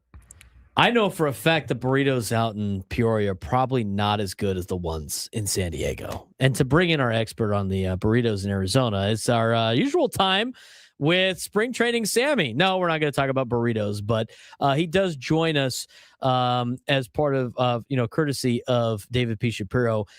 David P. Shapiro, criminal defense attorneys helping good people gain control of their future when charged with a crime since 2010. Visit davidpshapirolaw.com. All right, Sam. Well, where to begin with the Padres and this weekend? So many different things that happened. They signed multiple players. They signed multiple pitchers. They've increased competition. AJ Preller got his contract extension. John Seidler and Eric Grubner met with the media, kept reassuring a lot of questions that the Padres aren't moving. I mean, so much to unpack, but what a wild weekend it was for you out there in Peoria, Sam. Yeah, it really was. Felt like our shows got off the air on Friday and then everything started happening and we had to wait a few days for all of you to get back on the air. Feels like we went through multiple news cycles in that time span. Obviously big news, both with what they did, who they acquired. I said it a little bit earlier to the morning guys. Look, I give the Padres an A+ for what happened this weekend as far as adding to the roster. And I don't say that from a standpoint of, you know what you're getting from any of these guys and are they going to contribute to winning baseball? Well, we're going to find out. However, really with all of them, whether you want to talk about Castellanos or Márquez or France or Buehler or Canning, there's just not very much downside in any of these moves. Bringing in these guys on major league minimum or minor league contracts, I don't see any downside in really all of it. So I think it was a really good weekend. They had needs, they needed depth, and they took care of quite a bit of that with what they did over the weekend. And obviously the big news with AJ Preller sticking around on a multi-year extension. Well, let's start with the first move that happened. That was over the week, Saturday morning, a couple of moves. Now, the Padres 2 minutes ago have made official the Griffin Canning signing, so that is now official. No longer have to say it's reported. But Nick Castellanos, the first signing. Now, on Friday, Frank and I discussed it with everything circling with Nick Castellanos. I thought, maybe steer in a different direction unless he does XYZ. And XYZ was get him at a league minimum, have him buy in, hopefully he learned from what happened in Philadelphia. And hopefully he fits in with the clubhouse. And so far, Nick Castellanos checked all the right boxes. And if he continues on that path, I think this is a great pickup for the Padres because of the fact that you don't have to pay him. He doesn't have the leverage to do what he did in Philadelphia. And, it's got the Manny flair to it as well. He was childhood, I think friends, but he grew up around Manny in the same kind of area. So he's played with him for a long time. I think with all of those circumstances, it's honestly a perfect storm for Nick Castellanos to come in here and maybe be an impact this year in 2026. And you could even see it on the backfield just a few minutes ago, taking live at bats. It was Castellanos, Manny, Sheets, a couple other guys in the same grouping, but Manny and Castellanos in that grouping, facing guys like JP Sears, Randy Vasquez, and you can just see the way they interact with their friends and they get along and they do have a relationship. So I don't think it's any coincidence that he showed up and his locker was right next to Manny's. It also happened to be an open locker at this time of year, which is hard to find in that major league clubhouse with all these non-roster invites and all the guys the Padres are signing. But Braden, I'm right there with you. I don't see a downside to it. I mean, the worst case scenario is that he doesn't hit. And if there are, any distractions clubhouse wise, then he's on a minimum contract and, he's not around very long. But the upside there is this is a guy who, even though the numbers have declined the last few years, meanwhile, he hit 17 home runs last year. And if he can give you some slug and hit left-handed pitching, it's a benefit. They need it. So I saw no downside in it. And, I'll give him a lot of credit. He showed up the other day in front of the backdrop and spoke for the first time to the media. And I thought said all the right things. I really, really did, from what his role could be, the openness he has towards that, to what happened with Philadelphia and the incident in Miami and all of it. I mean, I thought he said all the right things, and so far so good in the first couple of days for Nick Castellanos.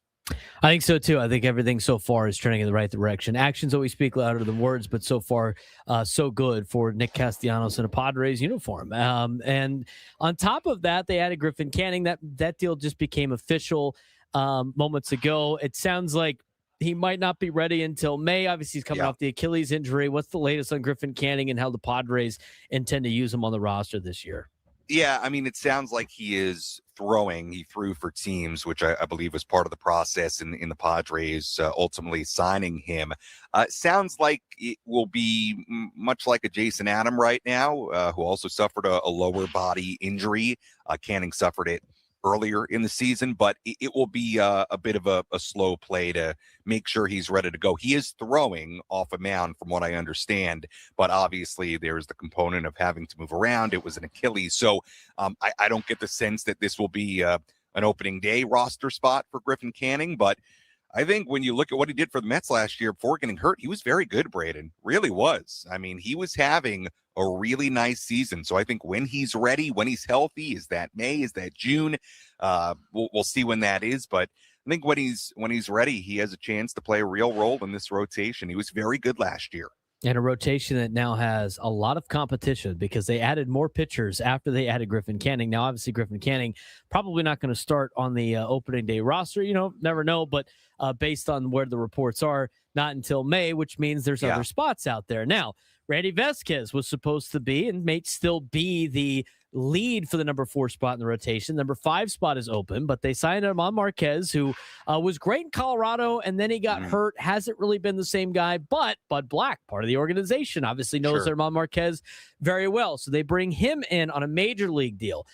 They also brought in Walker Buehler over the weekend. That was like the last move that they made over the weekend as well. So now you have Randy Vasquez, Germán Márquez, JP Sears, Matt Waldron, Miguel Mendez is on the 40-man roster in camp. Marco Gonzalez, who was added right before spring training. Tristan McKenzie, and they're all Walker Buehler, and they're all playing for maybe 2 spots max in the starting rotation. That's not even including Kyle Hart, who could be part of that conversation as well. And you look at it, and we've had the graphic. I'll throw it up there for you just so you can see. Anything in pink are guys that are out of options. Now, I don't know necessarily Walker Buehler might have. I don't know what the situation is on that, but you have a lot of competition for spots where you can't hoard guys down in the minor leagues. The starting rotation competition got really good in the span of the last 48 hours. Yeah, it did. And again, I put these moves in the category when you talk about Germán Márquez, when you talk about Buehler. I put these moves in the category where there's just not a lot of downside. Now, obviously, Márquez is on a major league deal. I haven't even seen him yet, so I'm not going to assess whether I think he has the inside track to the final rotation spot, although you could make that argument based on his time in the major leagues and his contract. But what I thought was interesting is it started to make me think a little bit, and even, I didn't even really think about Randy Vasquez and his options and what that situation was entering spring. But then you go look at it, and to your point on that nice graphic, which Frank, I assume, excuse me, my throat is so dry from the Arizona air, which I assume Frank made. Did he make that? No, Frank? I made that, Braden. actually. Oh, you made that, Braden. Good for you. Oh, thank you. It's a nice graphic, but to your point, Randy Vasquez is out of options. And I asked Craig Stammen about it today, how that affects Randy, these guys getting signed and seemingly the competition for these rotation spots really starting to get crowded. And the sense I got from Craig today was it doesn't affect Randy much. I still really feel like Randy's going to be in this rotation, and I think it's really going to be a battle for that fifth and final rotation spot. But, you know, the bottom line is you can't have enough pitching. I mean, if you've got guys like Buehler and McKenzie and Marco Gonzalez, everybody in the mix, you know how this works. Typically, you need a lot of guys over the course of a season. So we'll see how it shakes out. But having more depth, I think, is ultimately a very good thing. I think so, too. We're joined with Sam Levitt out in Peoria, Arizona, giving us his spring training updates. A lot to unpack from over the weekend, obviously. As mentioned before, we talked about the starting rotation. Bullpen still kind of like that as well. I mean, there's a lot of players that are battling for spots. We'll talk about that another time. But Ty France got added as well over the weekend. I mean, that's another bat that can be in the mix at first base, DH. I mean, so now you got Nick Castellanos, you got Gavin Sheets, you got Miguel Andujar, you got Ty France. There's 4 spots on the bench. One's going to be taken up probably by the backup catcher. What's Sung Moon Song's role now on this team? Is he guaranteed a spot with the sign that he had? And again, it opens up the door for more competition. Oh, by the way, we forget, or at least I forget, maybe you don't, Jose Miranda is part of this team as well. He is also part of the conversation. He is. But the competition, I think, is there. And the difference is it's not guys that are about to be 38, 39, 40 years old. These guys are in their young 30s battling for spots on a really good team. Gotta love the competition. Yeah, you know what? And just to build on your point of that, you know, the minute they signed Castellanos, I saw, you know, all the comparisons to, you know, the moves for guys like Gurriel and Hayward last year. And I just don't put it in that category at all. Different. I mean, I think Castellanos, number one, is younger. Number two is it's still at a very different point in his career, to me, based on what he's done the last couple of years than those guys were. So I really push back on that, you know, this is kind of one of those signings. I think this is quite different. I really do. And look, with Ty France, he's going to have an opportunity. I think if he can be versatile positionally, like there was talk today about him obviously playing some first base, but also like, can you work him in at second? Can you work him in at third? Like, can he spell a Jake Cronenworth? Or could you have, if he's on the major league roster, a day where Cronenworth is playing first and France is playing second? Like, I think the more he can be versatile defensively will probably help him, but he's going to be in the mix. I mean, he's had good stretches in his major league career. Obviously, this is an organization and a place that is really familiar to him, which I think helps him. So we'll see. But I like it. They need depth all the way around. And these guys, whether it be France or who they added on the pitching side, it provides that. And I think Ty's going to have a good chance to be in the mix here for sure. Let's talk about a couple of other moves, obviously, and one of them was being A.J. Preller got his contract extension. We knew it was only a matter of time. Obviously, that's good news for the Padres organization, a lot more stability. They didn't announce the years as to A.J. Preller's discretion. But that being said, I think the best news out of this was, and you know, because you were there filming all of this for our social media accounts, the players' reaction. I thought the players reacted like one of their teammates got a contract extension. You don't see that in a lot of areas in Major League Baseball. I don't think Bryce Harper, now who knows? I don't think Bryce Harper would do that with Dave Dombrowski right about now either. What a difference, right? I think it shows a big difference. Yeah. Yeah, it's funny you brought that up. Somebody brought that up to me today, what Bryce Harper said over the weekend about Dave Dombrowski and the comments he made, and it really is a stark difference when you look at that situation and then you look at the way that guys talked about AJ, both in the lead up to the extension and then afterwards. I mean, to hear what Manny said, to hear what Tatis said, to hear what Jake Cronenworth said, look, I get it in the sense that they are guys who want to win, who don't, when you think about a team hanging around at the trade deadline, you don't think that guys like Manny and Tatis, that they love the fact that they can rely on a guy like AJ to go out and trade prospects and go get what they need. And he's not a guy who's going to blink at that at all and want to hang on to guys. Like, look, has AJ been perfect in his career? No, and no GM is. But the last couple of years, the work he's done, and I think especially the fact that undoubtedly he aggressively wants to win and win now. I think that's why you hear these guys talk about him the way they do. They know they've got a GM who clearly the way he operates is he wants to go for it and be aggressive and win now. And when I think you talk about the stars on this team. That's the kind of guy they want. You know, they don't want to be at July 30th and have a GM who, you know, is trying to build a system and is not going to move guys to help a team. And AJ over and over shows he'll do that. Talking with Sam Levitt live from Peoria, Arizona, as we get to our spring training. Sam, we'll talk again with Sam on Thursday. Last thing for you. I mean, Eric Grouper and John Seiler met with the media. Too many questions, in my opinion, on the relocation of the Padres. They have said multiple times that a new owner is not going to move the team. What was your biggest takeaway from the John Seidler press conference and some of the things that he had to say about what a potential new owner could be? And for anybody that doesn't know, I mean, these guys get to, I mean, as much as they're negotiating with different contracts, they don't have to go with the people that offer the most. There might be a right fit that they like to buy their organization more than others. How is that laid out in some of these conversations that you have heard in these press conferences?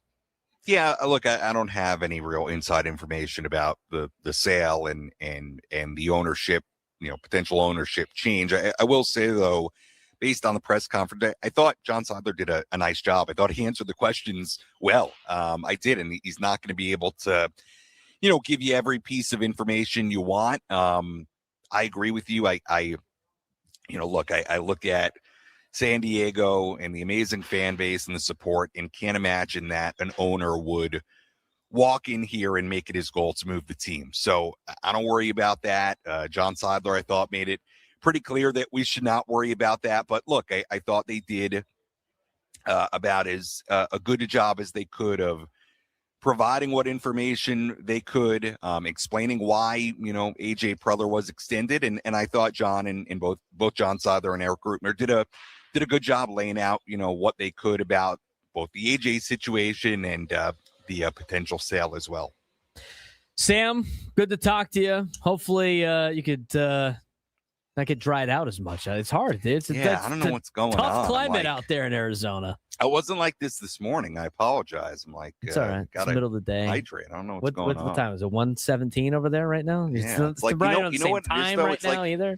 It's like when I go out on the backfields. This happens sometimes when I do these afternoon hits. It's like I'm super dry. I've got to figure it out. So I got to ask you, what's your shaky voice? What's your take on ordering a menu item and then ordering it as it comes, and then they add ingredients you don't like without you asking to set a menu item? Are you in the right to be upset about that? Yeah, I think so. I mean, I wouldn't give it back because that's not my personality to make a ruckus. I actually had a situation at a coffee shop in OB a handful of weeks ago where there was a whole bunch of confusion because I didn't want to give something back.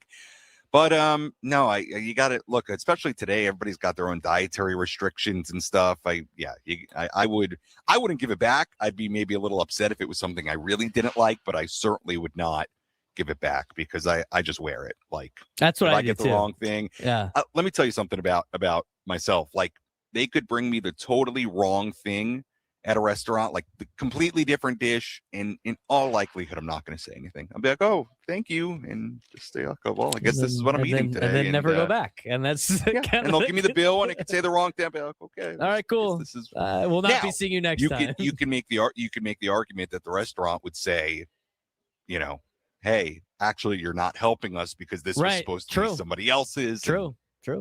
But it is what it is. I had that experience at a taco I don't make shop a over ruckus. the weekend, so that's why I want to be invisible. Yeah, I don't want to make a ruckus either. Invisible. I didn't complete the burrito though because they added stuff to it that I don't like that was not accounted for. But wanted to get your take. People were asking me in the chat what your go-to Mexican food place was, so I thought I'd bring that up. Do you have one in OB or like what's your local? I like Nico's. Okay. I like Mike's Taco Club or Taco Shop. That's like the one over PB, right? I had a really good California burrito at Mike's, and that's right by the water in OB. I like Umberto's. Oh, I like Tacos El Gordo. Yeah, that's a good spot. I think the Adobada, I can't remember. Adobada. Yeah, I think those are like elite. Tacos El Gordo. I had great tacos in Tijuana a few weeks ago with my guy Pedro Gutierrez down there. So yeah, it was a good winter of tacos for sure. You ever go down there and get a Caesar salad? We went to Caesars. We went to Caesars. We went to Tacos El Frank. Wow, you got the we had world a wonderful tour down day. in TJ. I love it. Pedro and I, we had a wonderful day. You know what? Showing Why, me around why have Tijuana. spring training Sammy when you can have Mexican food Sammy? You know what? That might have to be a bit moving forward. Sam, I know you got a lot of stuff you got to do. Thanks again for the time. We'll talk to you Thursday. All right, guys. I appreciate it. See ya. Sam Levitt giving us all the insights for a lot of things, including where the best tacos are. It's great. That's just like me too, because that's why I wouldn't mind having a louder girlfriend, because someone needs to say my burger's cooked wrong, and it's not going to be me. So that's kind of like the perfect thing there. I do exactly what Sebastian Maniscalco does. Salmon sucks. Let's get the bleep out. It's just, you don't tattletale in the restaurant. I mean, I kind of did, but I didn't say their name. I'm not going to say it. But at the same time, if I go to a place and it's not, good, everything wasn't good, I'm not going to complain about it at the place. I don't need him spitting in my food. I just don't go back. There's no reason to go back ever again. Speaking of which, you'd mentioned that the Griffin Canning signing had been completed. Because it was a major league signing, they had to make for a Griffin move. Canning. Correct. They had to make a roster move, and Tirso Ornelas was that move. He has been DFA'd. Not overly surprised by that. No. To be honest with you. Not overly surprised about that.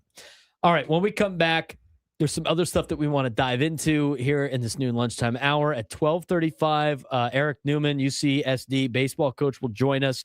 But we mentioned the John Seiler, Eric Grupner conversation with the media. We'll play some of the clips that they had from that when we come back on the Braden Surprenant Show, San Diego's #1 sports station, 97 to the Fan.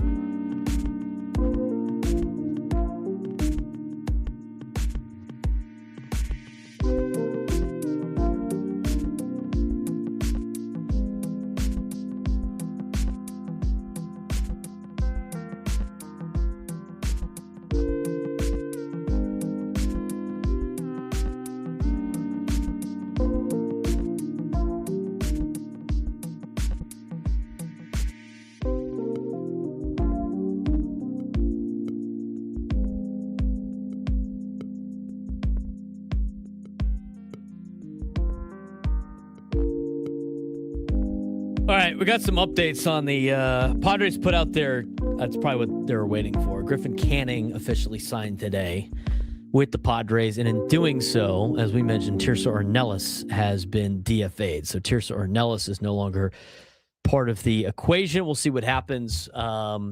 He could come back, clear waivers, come back, be a minor league player, all that stuff.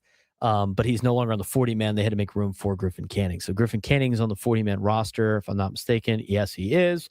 As well as Germán Márquez. They are both on the 40-man roster, which is that's a big step. Like being on the 40-man, you're going to get a little bit more leeway than somebody that's not on the 40-man, because in order to put somebody on the 40-man, you have to take somebody off, and then you have to put them through waivers. So interesting that Márquez got a major league deal. It's not interesting that Canning did. I understand why Canning got a major league deal. He probably deserves it. But are you surprised that Márquez got one over Walker Buehler? A little bit. I am a little Yes bit. and no. I'm a little bit. I mean, I get the whole connection with Bud Black, obviously. He's coming off of maybe they think they could fix him better, but like Walker Buehler's last couple of starts for Philly wasn't terrible. No. But he has had, I guess, more years of being bad after Tommy John than Germán Márquez. I find it to be very interesting. I do too. And I think, it is a little bit more. And I also think the veteran presence helps with Germán Márquez as well. So, I mean, he hasn't been as good as Walker Buehler had been at his peak. But still, I believe, if I remember correctly, Germán Márquez has been in the league longer than Walker Buehler has. So I think that probably had a little bit to do with it as well. And then, I'd have to think the Bud Black link. And maybe you really wanted to try to get some guys in to fill that back end of the rotation, because maybe you're seeing over the last couple of days that maybe Waldron or McKenzie may not be able to get that job done. So you call in a guy like Germán Márquez, and that's how it gets done. Márquez has been in the league 2 years longer than Walker Buehler has. Okay, so not ridiculously longer, but it has been. And even that, he just has one of the years Walker Buehler was injured. So Buehler made his debut in 2017. Márquez made his debut in 2016. So it's only like a year difference between the two. But they're very similar in the sense that they both were very good out of the gate. They both had Tommy John surgery. They both have not been really the same since. The other factor, too, is Germán Márquez. I mean, you can use the Coors Field excuse maybe for a little bit.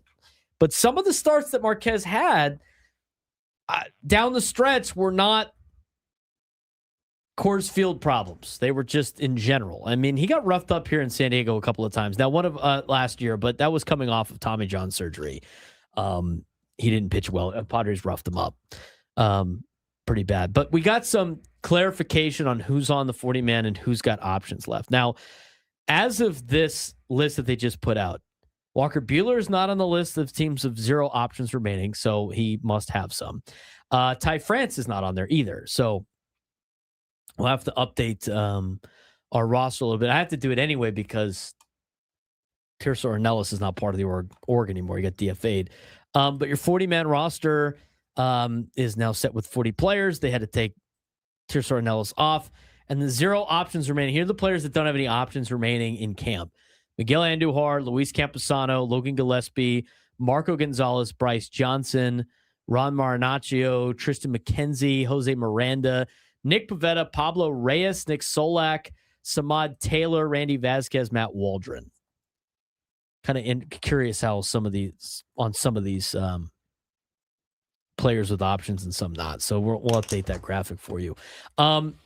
Here's some things that were mentioned about at the John Seidler press conference yesterday. We're going to go on some of the ones about the sale and the team sale instead of the ones on AJ Preller.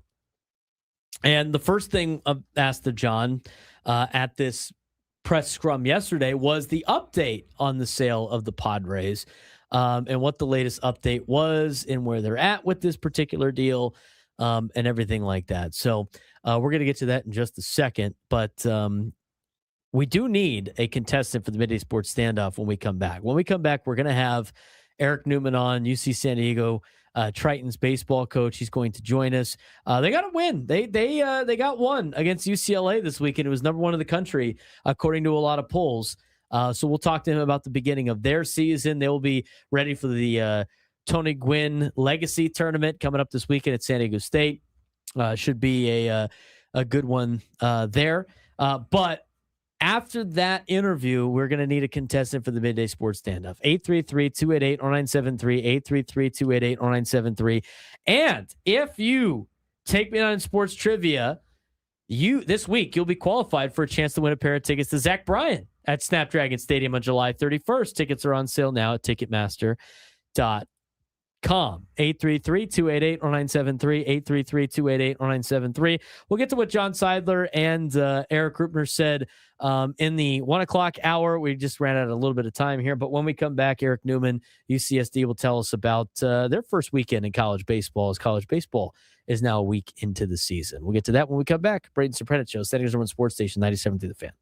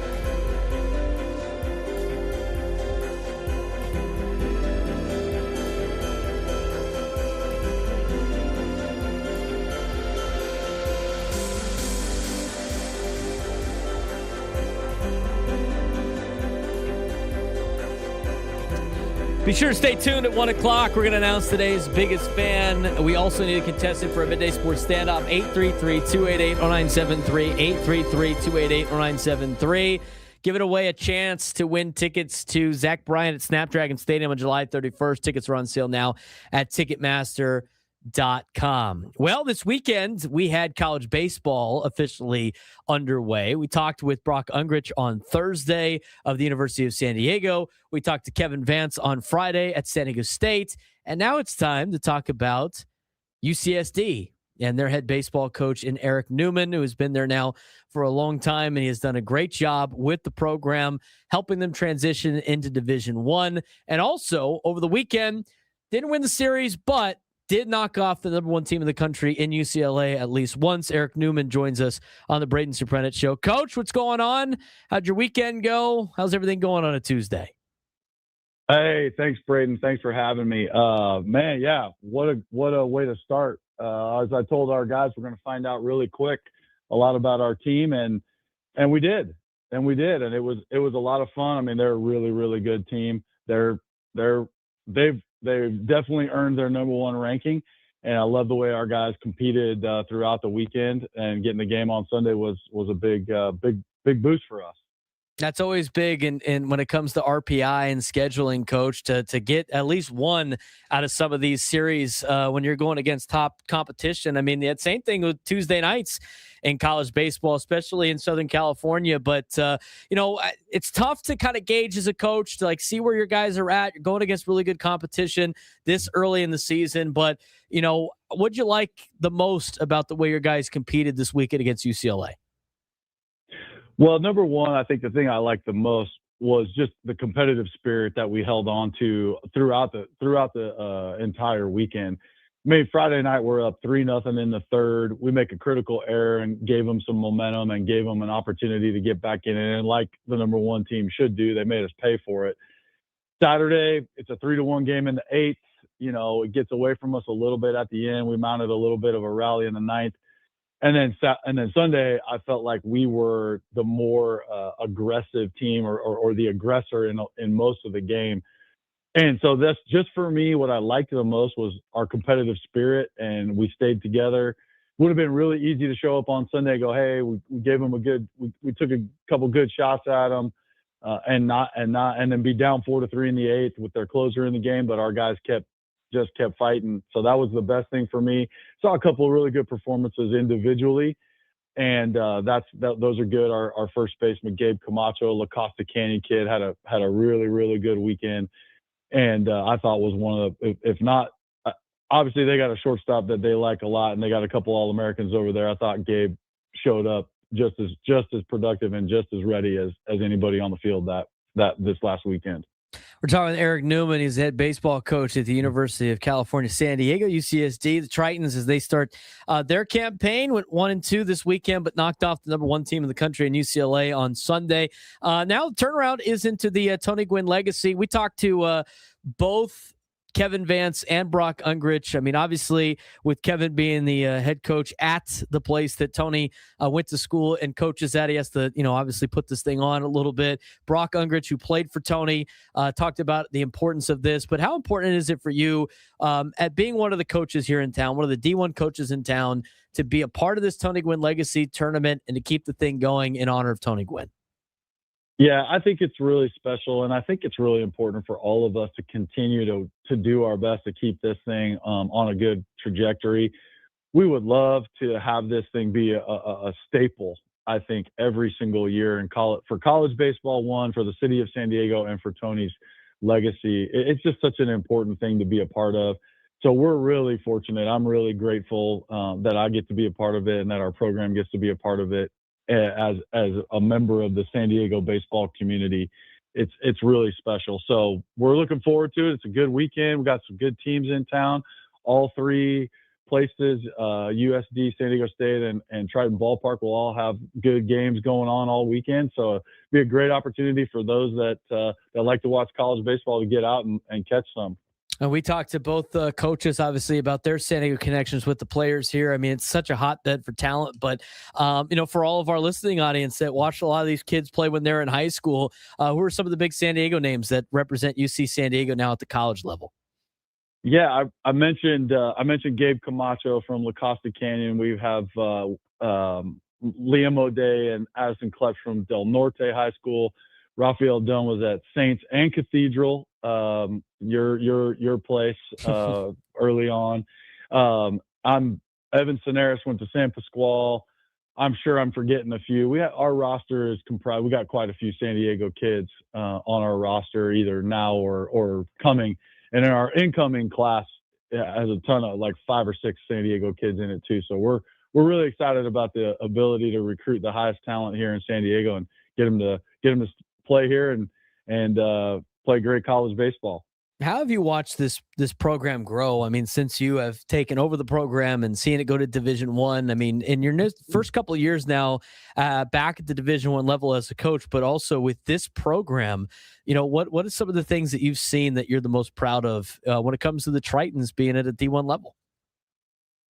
Yeah, I joke, Braden, with John Quintero a lot, but I think it must be my lot in life to be a Division II coach that takes a program to Division I, because this is my second go around. I did the same thing with Dallas Baptist way back in about 20 years ago, and so it's a lot of fun to do it. I mean, you're talking about a great institution here, right? UCSD, everybody knows the academic reputation and the footprint in San Diego. And just to have the ability now to compete at the highest level on the athletic side is a lot of fun. We had a ton of success here at the Division II level and some really good players that have come through. And now there's a lot of pride. I mean, our alumni were back in town a couple of weeks ago celebrating the program. We had a lot of alumni show up on Saturday at UCLA. And there's just a lot of pride and having this opportunity and being able to represent this institution on this stage in this city. So it's just been, it has been quite a ride. A lot of ups and downs. The challenges are real, but it's a lot of fun. Got a pretty tough schedule too. We'll talk about the Big West in a second, but Cincinnati and the Big 12, you got to go on the road to Cincinnati. The Raging Cajuns are always a fun team to deal with. You got to go down to Louisiana for that, and then you got a couple of midweeks with tough competition here in Southern California, but Oregon it will be part of that as well. You went through a tough opponent already, but you guys aren't afraid of anybody at this point based on the schedule you guys put together. Talk to us a little bit about some of the challenges you guys get to face here as the season continues. Yeah, you're right, Braden. I don't know if I was stupid or confident when I put the schedule together, but it's a great schedule. It's challenging us to get us ready for the Big West. I feel really good about our group. We got a ton of experience with this offensive group and the position player group coming back from last year. We got some good arms on the mound that we feel really good about. And at the end of the day, like, these are the teams you want to play against, right? I mean, you want to go play UCLA at UCLA. You want to measure yourself up against the best and see where you are as a coach. I think as a competitor, that's who you want to be. That's who you want to be on the field with, and it helps your program in every way. It helps the current players, helps incoming players, helps us as coaches recognize what we need to do. So like you said, like, it's not getting any easier. I can't wait to go to Lafayette. I've been there once as a coach. I can't wait for our guys to see, the crawfish and the shrimp and all the stuff like boiling over and the smoke piling onto the field from the barbecue. It's going to be awesome. So it's a lot of fun. And then going playing Cincinnati on the road. They came here last year. Good club, went to a regional. They're going to be even better this year. So it's going to be a lot of fun and a real challenge for us to elevate ourselves to a high level. Yeah. Last thing for you, obviously the Big West, very good baseball conference, a very traditional baseball conference. I know you guys are in your final years of being in that conference before joining up with USD in the West Coast Conference. But, for a lot of the major schools in the big programs, big conferences always get a lot of love when it comes to regionals. But, every year the Big West usually does a lot of damage in the NCAA tournament, and it talks about how great baseball we have out here in California. I mean, there's really no days off every time you play anybody in the Big West Conference, Coach. Yeah, you are so right. When you go back and you look at the history of the Big West, Cal State, Fullerton, Long Beach State, and more recently UC Irvine and UC Santa Barbara, these are programs that are going to Omaha. These are programs that are nationally ranked, 4 national championships, some unbelievable talent. I mean, you look at the list of big leaguers that played their college baseball in the Big West. It's really impressive. So you're right. There is not a single day that we walk in to anybody and go, hey, today's gonna be easy. It's never gonna be easy, and it is, like you said, a testament to the strength of baseball here on the West Coast. And hopefully, as this continues to grow, that continues to be seen by the committees and the things like that make the postseason stuff up. Because there's a lot of really good teams out here that are very deserving of that. Coach, appreciate your time. Look forward to seeing you on February 24th when the Toreros roll into Triton Ballpark. We'll go down and say hi then. Thanks, Braden. I appreciate it. Big fan of the show. You guys are doing great. Thank you, Coach. Appreciate it. Look forward to talking to you again, and good luck the rest of the way. Eric Newman joining us on the Braden Surprenant Show on San Diego's #1 sports station, 97.3 The Fan. I mean, the baseball here in town is good. The college baseball here in town is good. And for the next, month and a half before the Padres come back, you got a great opportunity to take your little leaguers and travel ball kids to watch some really good baseball and to see baseball played at a very high level in some of its purest form. I mean, college athletics has gotten crazy. College athletics has gotten incredibly, professional for a lot of different things. But when you look at college baseball, you got a lot of guys that are competing their ass off out there and playing really good baseball, fundamental, great baseball, especially out here on the West Coast. It's fun to watch. Your kids will fall in love with it. So we got all 3 teams in town this weekend as part of the Tony Gwynn Legacy Tournament. San Diego is hosting. San Diego State is hosting. UCSD is hosting. All hosting events throughout the county. Utah's in town. Creighton, BYU, Western Michigan. There's going to be Omaha's here. There's going to be a lot of, college baseball this weekend. It will give you a taste for the MLB coming up soon. So highly recommend coming out and seeing a lot of these local teams as they compete this weekend. Do we have a contestant for the Midday Sports Standoff? We does. Let's get to it. Welcome to Midday Sports Standoff on the Braden Surprenant Show. I can't believe what I'm seeing right now. The ultimate head-to-head battle where sports knowledge and quick thinking collide. No, it's no good. Are you kidding me? Contestants will go toe-to-toe with Braden in a sports trivia deal where every correct answer brings them closer to victory. Down the sideline! Wow!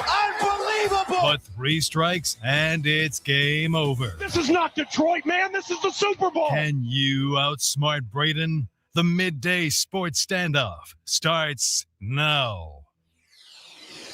All right, Frankie, we got playing today. We have Rodney in San Diego playing today. Rodney, how are you doing today? I'm awesome. You guys are great. Appreciate getting the opportunity to take Braden down. Well, we appreciate the kind words. Yeah, thank you, Rodney. Let's try to get you tickets to Luke Bryan. Absolutely. So Zach Bryan, way different than Luke Bryan. Zach Bryan, way different than Luke Bryan. Not even close to being the same guy. Anyway, continue. Okay. So today, per MGM, here we go. What are the top 10 teams that have the best odds to win the National League this year? So betting odds. 10, there's 16. I know. 15 Stop. In the league. Will you I just gotta pick please? all but 5. Will you please, Rodney? Just go ahead, Rodney. Let's go. Do the thing. Just don't pick the 5 worst teams. Well, let's go ahead and start with number 1, I guess. Let's do the Dodgers. Number 1. The Did you do that on Dodgers. purpose? No. Again, no. You're annoying me. What about Dodgers? the Dodgers Phillies? have a plus 125 chance. Phillies have a plus 800 chance. Rodney. I hate even saying the Dodgers that come out of my mouth. I but know. had to do Yeah. that one, but yeah. How about the Atlanta Braves? Braves are number 4 with a plus 850. God, they love the Braves, don't they? Just every year. Braden. What about the Mets? Mets are number 2 at plus 700. Okay, this list is. There. Rodney. How about the Cubs? Cubs are number 5 at a plus 950. All right. Padres should be on there. If they're in the bottom 5, that's going to be rough. Padres are number 6 at plus 1500. That's number 6. Interesting. Rodney. Let's go. Now you're making me have to think. How about Milwaukee? Milwaukee is number 7 at plus 1600. Arizona. Arizona is number 9 at plus 3,500. Rodney, if you get this right, you guarantee at least a tie, which means you're qualified. How about the Giants? What? Giants are not on the list. But they won the trade deadline. Again, this is teams that have the best chance at representing the National League in the World Series presented per MGM, BetMGM. Cincinnati? Cincinnati is number 8 at plus 2,000. So, well, how many? Rodney, we you got still have number a chance. 10? Is number 10 the last team? Number 10 is the last team. Number 10 is the last one. Let's see. I can't believe now you're making me have to really think now. Don't have too much more time here. I got you. Let's do. We already said. Let's do. God, can't even imagine. But how about the Pirates? Not a bad guess. The Pirates are number 10 on that list. Rodney, hang on the line. Nice. They are also at plus 35. Is that all of them? Are we missing yes, any? that is all of them. That's all of them. Got it Wow. all. Pirates. How about it? How about it? Top 10. You guys Top are 10. annoying. Come on. Top 10 teams, the best odd out of 15 teams. You should have done all the teams. That just top 10. I didn't know the other 5. Hey, it's Scravy, and if you've never heard of a Conscrabacy, then you need to tune into the Scravy Show weekdays from 6 to 7 p.m. I go down that rabbit hole and see what I can find behind it. It's Conscrabacy season on 97.3 The Fan. Hey guys, it is Woodsy here. It's that time of year. Your San Diego Padres are back in action in sunny Peoria, Arizona for another great year of spring training baseball. Food, fun, and autographs make the Peoria Sports Complex the place to be this spring. See all your Padres players up close while cheering them on to another great season. It's family fun for everyone in Peoria. Enjoy the best seats in baseball as your Padres gear up for another exciting season. Get your tickets at PeoriaBaseball.com right now. See you in Peoria. We've all been there. Sleepless nights, mind racing, wondering if your business's security service is really protecting what matters. At Bay Alarm, we can put your security insecurities to bed. Video security, burglar alarms, fire alarms, access control, 24/7 monitoring, and more. Our advanced technology and personalized support ensure you can rest easy, knowing we're here for you, your people, and your business. Visit bayalarm.com to talk to a local security expert. Bay Alarm, we got you. Better Buzz Coffee just dropped their banana pudding best drink ever, and people are obsessed. Espresso, Vanilla Buzz, and dreamy banana pudding cold cream. Everyone's talking about it. Seriously. This drink is driving everyone bananas. Don't think, just go. Better Buzz Coffee. Running a business means wearing multiple hats. So if you're like me, you probably started out using your personal phone, taking client calls and texts nonstop. As my business grew, I needed something smarter. That's when I switched to Quo, the #1 business phone system. Quo works right on your phone or computer. No carrying 2 phones, no clunky landline, just one easy app you can try for free. Your team can share one number and handle calls and texts together like a shared inbox. Any teammate can jump into the conversation so customers get faster responses. And Quo's AI assistant summarizes your calls and responds to customers 24/7 so you never miss a lead or opportunity. All this starts at just $15 a month. That's basically 2 coffees. You can even keep your current business phone number. Find out why 90,000 businesses trust Quo.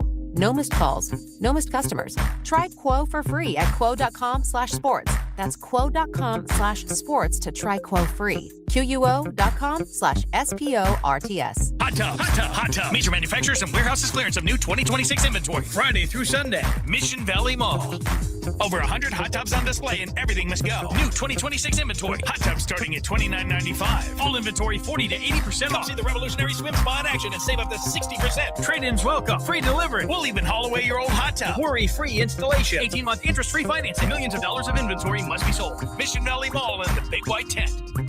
Free admission. Free parking. Call 833-SPA-SALE. Hi, this is Dorothy Tran from Odyssey and Kixie. The first ever Vietnamese Heritage Celebration with the Padres is happening Tuesday, April 14th at Petco Park. Grab the exclusive Vietnamese Heritage hat and join the celebration. Thanks to Sin Lee Food. Search Vietnamese Heritage Night on Eventbrite for the culture. At Uline, they know going the extra mile takes hard work. For companies pushing to go further, Uline will go the distance with you. 24/7, they answer the phone to get you the shipping and industrial supplies you need. Business can move fast. Unexpected large orders, adverse weather, new safety guidelines, and changing economic trends. Uline works hard keeping 41,000 items ready to ship, minimizing detours on your way to the extra mile. Visit uline.com. My name is Whitney Allen, and I'm a widow. After my husband died, the last thing I wanted to think about was money. Ethos made it affordable to get life insurance. Signing up was fast and 100% online. I knew that I could pay our mortgage and have food in the fridge. I could focus on my kids. No one ever tells you how much you're going to depend on that policy. I am so grateful we had coverage. Get your free quote at ethos.com/life. That's ethos.com/life. Paid spokesperson. Time spent on application may vary. Online health questions required.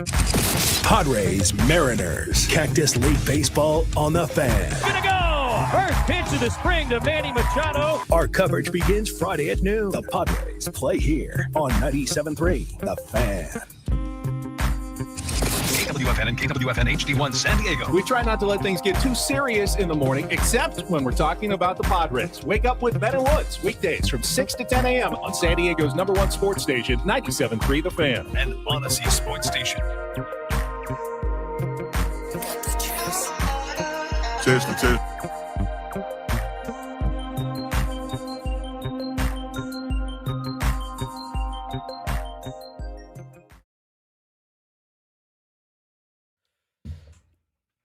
Final hour of the Braden Surprenant Show for the day. We are going to have more content for you on the Braden Surprenant Show page later on tonight.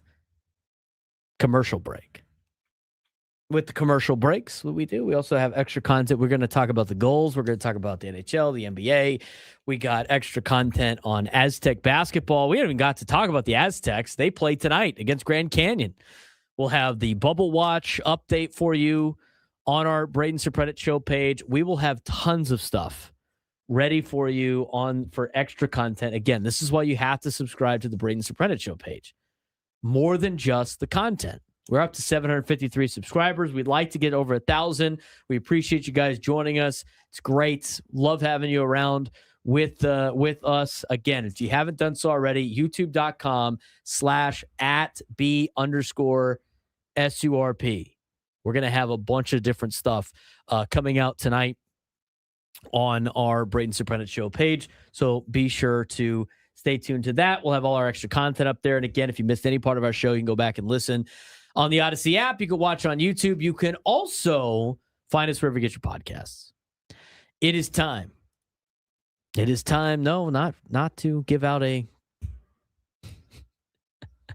question that has 10 answers out of 15. No, it is time to announce today's biggest fan. Congratulations to today's biggest fan, Sean Hicks in San Marcos. Sean Hicks in San Marcos. Give us a call in the next 10 minutes. 833-288-0973. 833-288-0973. And you'll qualify for our grand prize. 20 tickets for you and your friends for a night in our Odyssey suite at a Padres game with all the fan staff later this season, catered by Spiro's Mediterranean Cuisine. Remember to register your name at 97tothefansd.com/biggest fan. Sean Hicks in San Marcos. You got 10 minutes. Foul on Cole. Come on, man. And by the way, for anyone who is interested in watching San Diego State baseball tonight instead of basketball, that has been postponed until tomorrow. So San Diego State baseball versus UC Irvine will be postponed until 6:35, I think it was, tomorrow night. USD changed their game to 3:00 today, I think, against Long Beach State. I was never going to make it up there anyway. But you know what? Now now it's easier for me to just understand that we're never going to make the drive up to Long Beach before 3. I can't fly nor teleport. Do you want to get your phone calls, though? 833-288-973, 833-288-973. Ron in La Mesa. You're on the Braden Surprenant Show. What's going on, Ron? Well, boys, it's welcome to a new week. And I got to tell you right now, if your college team ends up on the morning shows, don't do this. It's not going to be a real good week. No, it's not. Basketball coach gets fired and for cause. And tell you what, Braden, you know the Big 12. I don't blame the guy. I'd get up on the podium and call out every one of his players too. And I don't know, it's a mess. But yeah, no, it's not a good week, except for the fact that the Padres, I love their moves, Braden. I really think that they've got a crop of guys, like you all said, we're much better off this year than we were last year. And to be quite honest with you, Braden, I'm not so sure they're not done yet. I think by bringing some of these guys in, that opens the door for a trade. I mean, there's a couple guys in the bullpen, and you know what? I know Randy Vasquez has got options, but I could see packaging him and a couple other guys for a good frontline starting pitcher. Anyway, that's, pray for me for the rest of the week, guys. I'm going to kind of get my putter re-grip. Talk to you later. I'll talk to you later, Ron. Yeah, the Jerome Tang situation. Did you see that? I did not see that, no. They've been awful this year. They have been awful. Still gave the Frogs a run because, that I digress. They've been awful. And he basically, he went out in the media after their last loss. They're like 1-11 in Big 12 play. He went to the media and he said, none of these guys deserve to wear this jersey. They don't play hard enough. They don't deserve to be they don't deserve to represent Kansas State and all this other stuff. And then Kansas State used that as an excuse to fire him for cause. So they didn't have to pay him $18 million because they wanted to get rid of him because he wasn't having a good year. He took him to the Elite Eight in his first year. They've been worse since. But honestly, like what he said, I'm not that upset about. I mean, you want to be treated like a pro? Yeah, you get treated like a pro. I mean, you want to be a pro, you want to make money. You're going to get criticized in the media by your own coach. Is it the right way to do things? I don't necessarily know, but if you're not trying and you come up, I mean, you have played so poorly that your coach says you don't deserve, based on effort, to even represent the university or wear a Kansas State Wildcat uniform, and that gets you fired for cause. I mean, what are we even doing? That's a soft school, is what that is. K-State saw an opportunity to potentially get rid of their coach and not have to pay for it because they didn't want him around anymore and they didn't want to pay the $18 million he's owed on the contract buyout. And he is lawyered up for it. So we'll see what happens. I don't really see him at fault here. Maybe I see things differently. I just don't see it. I mean, that was the same thing with, who did I send? I sent you one coach clip from earlier. Yeah, I think it was the UAB. Is that who it was? Coach, I believe. The Blazers coach? Yeah. Yeah, he goes, this is what his quote was. These are college scholarship players that are making more money than most of us in this room. Is it too much to ask for you to make a layup? I mean, we're in bozo land, man. Yeah, that was from Andy Kennedy at UAB. Yeah, talking about going 10 of 22 on layups, and it's lost to Tulane. You want to be a pro? This is what being a pro is like. You don't perform. People say mean things about you. You can't pull the oh, he's a kid. You can't pull that anymore when he's making hundreds of thousands of dollars. You can't. That doesn't work anymore. I don't feel bad for these kids. You want to be a pro? This is what it's like being a pro. Sorry. You don't like it? Go play junior college basketball. Go play in a league where they do that still. I don't know what leagues those are anymore, but you can't sit there and be like, I want to be a pro with all the benefits and I don't want any of the consequences of being a pro. You can't. It doesn't go like that. What's your take on all turf baseball fields? Out. Okay. Did you see what happened to the kid from Seton Hall? I did see week? that. That was graphic. Awful. That was kind of a fluke, though. Is that because it was on turf? Yeah, the whole field's turf. I know, but I would have to. Is it, I mean, you, I would have you can't to assume. I mean, the guy's leg snapped. Yeah. When he jumped. Yeah. I just. Well, no, when he landed. I know, but like Kevin Ware had that injury happen too, just by taking a jump shot. Was it the synthetic courts that they were playing on? I mean, I don't know. I mean, you could, for me at least, I put 2 and 2 together. I say, well, cleats into turf. I've seen injuries like that on grass though. I mean, that's it to me that you have the argument on the turf injuries with like ligaments and stuff. Like his leg snapped. It was very graphic on the home run for sure. I don't like.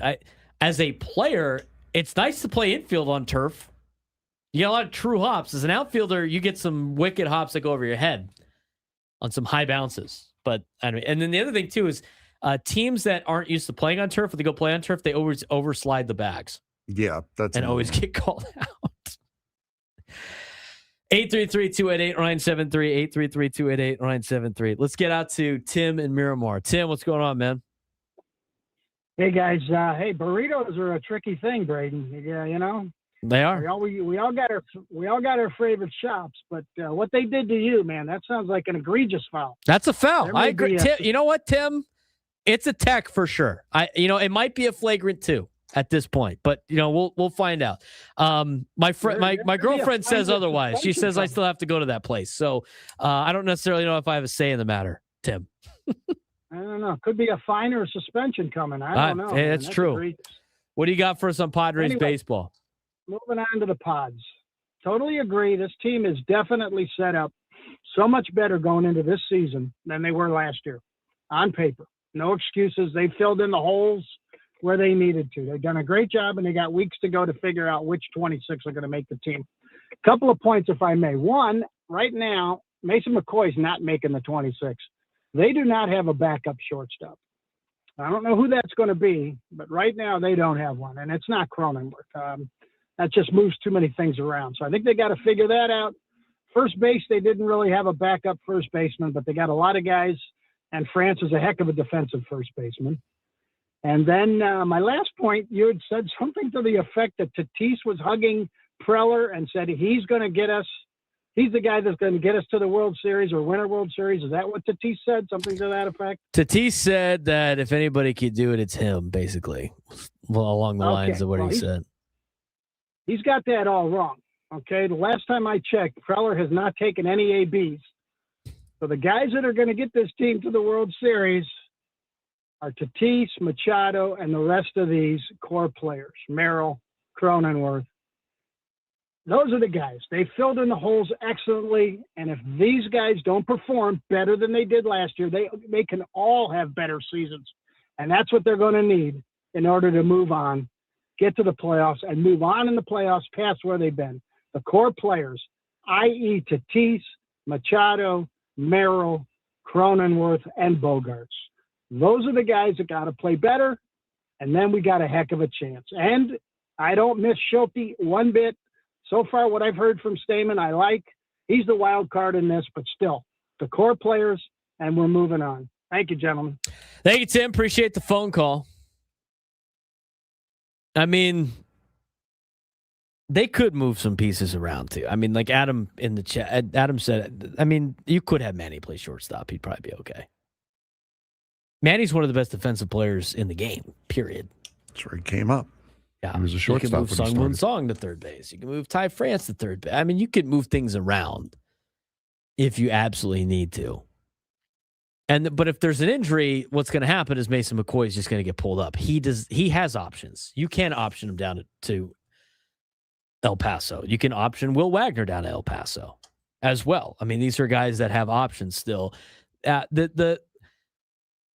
You can make things happen with the position players a lot more right now than the pitching staff. And what I mean by that is, you could, I think having Bryce Johnson as a backup is key in the outfield. I really do. I think it's key. But because I think you need a defensive replacement back there just in case.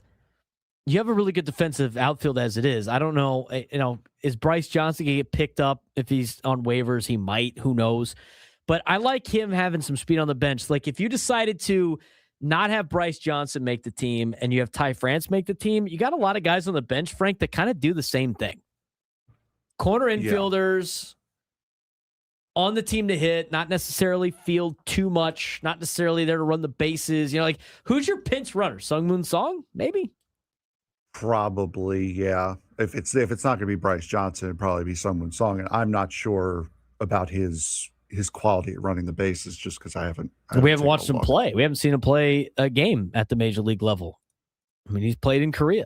So you look at a guy like Sungmoon Song. I mean, the conversation was about easing him into it. Are you going to ease him into it playing AAA? I mean, there's clauses of contracts that say that he doesn't have to go down there. Some players sign contracts like that. I don't know if the details are in Sungmoon Song's contract for that, but he's another name now that I think, there's two names on this team that I thought you would think going into spring training were, shoo-ins for spots. Sungmoon Song was one, and the other one was Vandy Vasquez. And right now, I think they're getting put into competition. I really do. I mean, we don't have Blake Hunt on that sheet because I don't see a situation where Blake Hunt's making the backup catching spot, where he plays so well that it's enough to cut Luis Camposano. But I feel like the position player battles out there, Frank, are less.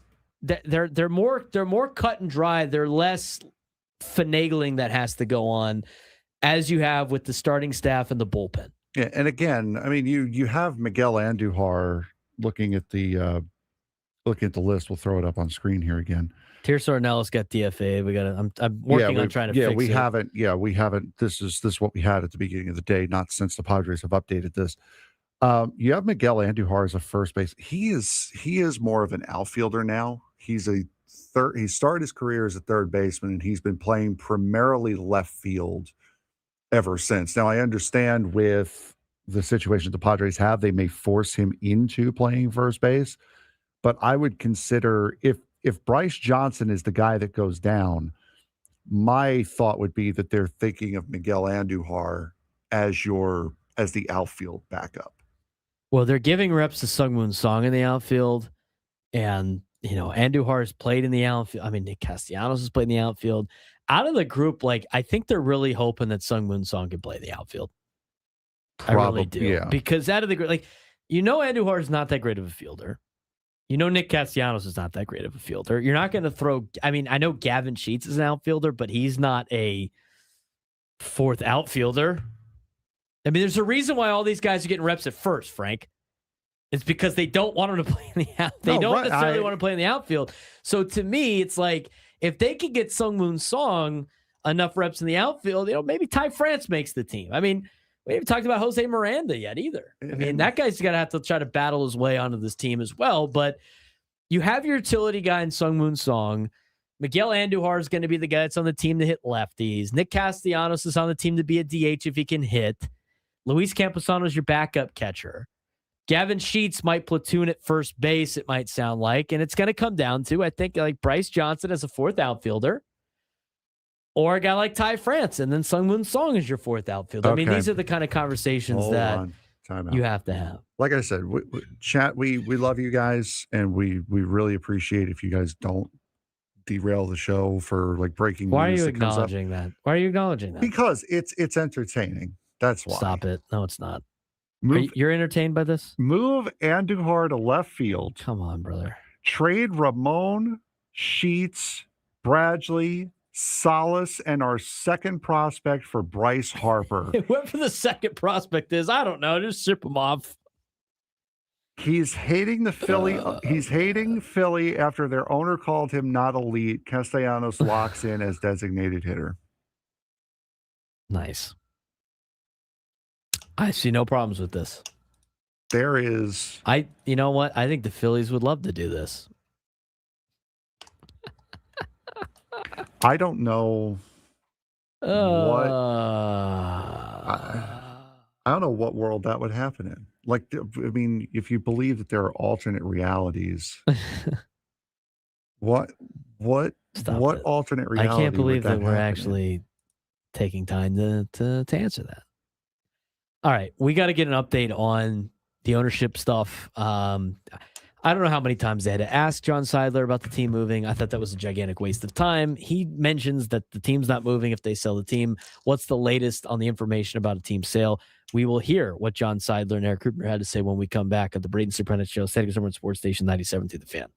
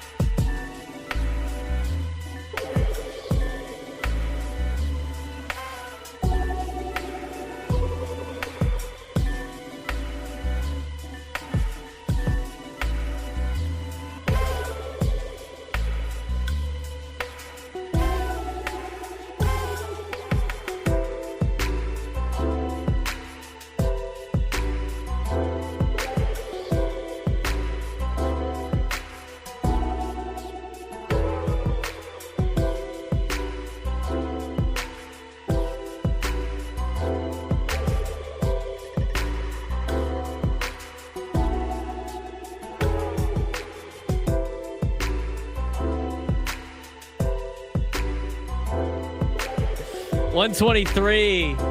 God, the rain last night. Loud. For someone who likes to fall asleep to the sound of rain, it was very, very nice.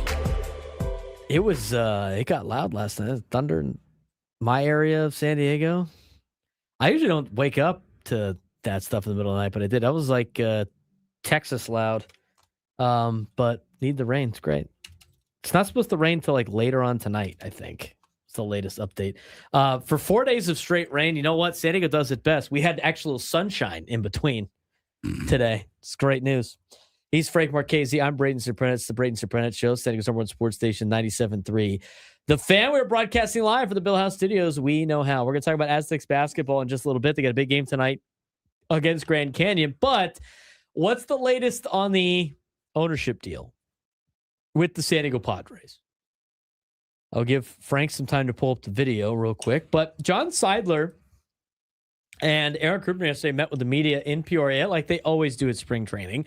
And so a lot of the questions, of course, were about update on the sale and will the team move on the new sale, which I think it's just a waste of a question. I mean, even when they asked John Seidler this twice yesterday. They asked him about it, like, is the new ownership group are they gonna move the team? No, they're not gonna move the team. And then they followed up about it and they asked him again. And then after him saying no twice, and by the way, just from a money standpoint, it would make zero sense to actually do that thing. People are still hard set on like, they're going to move. They're not moving. You understand how, you know what? I'm going to wait. I'm going to let John Seidler talk about this stuff for a second.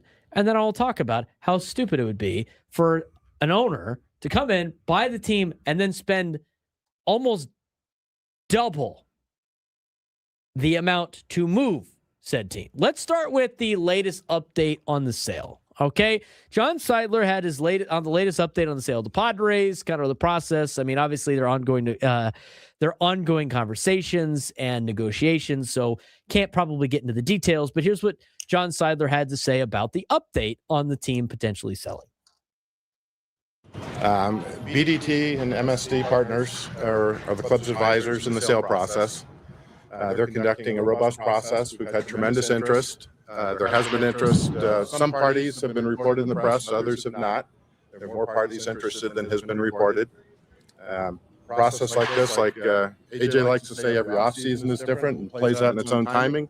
Sales process also plays out in its own timing. And over the next few months, the process will come to a logical conclusion.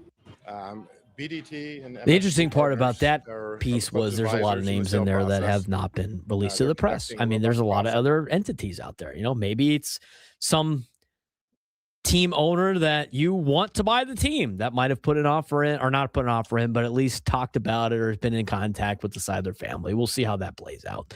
But again, let's play the. I just have to have him say it just so we don't have to say it all the time. But John Seidler confirmed that the San Diego Padres will not be relocated. They asked him about it a couple of times. Here's the first time that they asked him, and here's his response. John, can you say whether or not the contingency of the sale of the team will be long-term stability for the Padres in San Diego? The Padres are moving from San Diego. John, can you say whether or not... Oh, no surprise on who asked that question. I'm going to make that a drop. So this way we don't have to keep saying it. I don't know. What did he say, John? Bang. I mean, they're not going to move the team. Did you hear who asked that question? Do you know who that is? No, I do not. That's the person that wrote the article the first time. What was the follow-up? I mean, they asked him again to expand on the Padres not being relocated, and here's what John Seidler said. No, it was not AC asking the question. Hold on. I mean, I just... Like, I don't understand how many more times someone has to say something before you finally get it through your thick skull. And I'm sure my parents are probably asking the same question right now as I say that. Pick the top 10 of this 15 group. Foul. Just to clarify, you say the Padres not leaving San Diego. Is that going to be written into a sale contract? The team has to stay for a certain number of years? I can't speak as to any details as to what may or may not be negotiated with an ultimate buyer. But if you look, a new buyer would be nuts to move the team out of San Diego with the second highest attendance in all of baseball last year. We've been in the top 5 for the last 5 or 6 seasons. San Diego is a great place for baseball. Baseball is the only major sport in San Diego right now. So the opportunity is in San Diego, not elsewhere. That's like the whole point of the draw, too. That's like just the entire point. Did you see Eric Griffner's face? The look on... He was like, what? I was looking at Derek. Seidler's face. Well, I was looking at Eric Griffner's face, and on the thing, he's just like looking like, I can't believe he asked, like, Derek, my guy. Like Derek. Derek, why are we... Like, I mean, he's not going to say, even if there was, he can't say it with the contract. I was looking at John's face, and it's like, wait, you're asking me again? What part of the team is not relocating? They're not going Did anywhere. we not understand? And we're trying to add in the caveat of, are there, like, it can't be moved for X amount of years? They're not going anywhere, dude. It doesn't make any sense. John says that. It doesn't make any sense. Now think about this. If you just start thinking about the just from a business side of like what you would try to accomplish here. Again, it's different. We've talked about this before. I don't want to spend too much time on it. But this team is expected to what? They're projected to potentially get $3 billion for the sale of this team, right? That's the number we saw. That's kind of where the family it sounds like from reports. That's kind of where the Padres' current ownership wants to sell the team for. Around $3 billion, give or take. Who cares? Right? Okay, so they got to spend the $3 billion to buy the team. And then they would have to spend an additional $1 billion probably in relocation fees. Because Dennis Lin and Kevin Acee and AJ Cassaville have asked people around Major League Baseball about the team. They're like, they would never do that.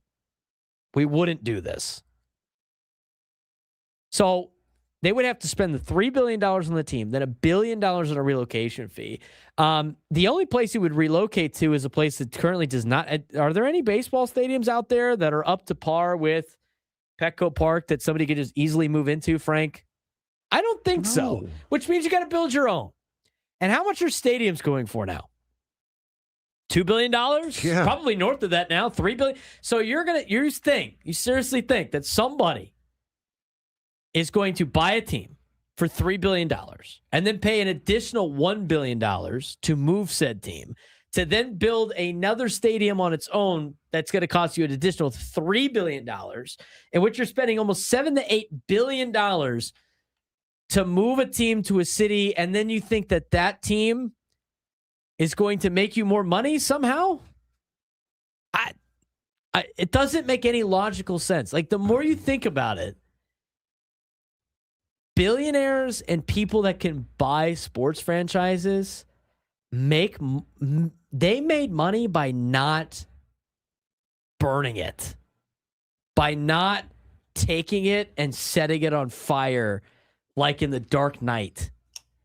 I mean, seriously, they're not going anywhere.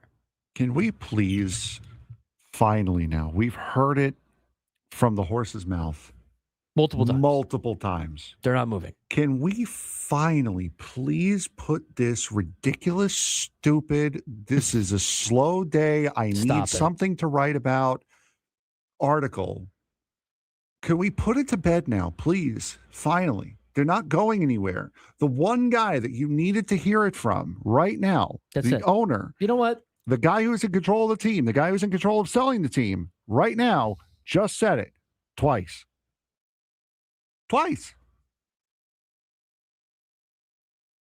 Fair enough. You know what? If that was the last thing holding, I don't want to hear it anymore. Now everybody has said it. I mean, the reporters have said it. The owners have said it. We've heard multiple people in the organization say it. I don't hear it anymore. It's just they're not going anywhere. This, when we put this up, this little thing, what's that at the bottom? Weekdays from 10 to 2. No, below that. Oh, that would be a windsock on the street. And then it's don't be a windsock. Windsock play. By thinking that that's going to be the case. Okay, so I'm glad we put that to rest. Now, the last thing, which I find interesting, John Seiler talked about what qualities he'd like to see in the team's next owner. And this is what he said.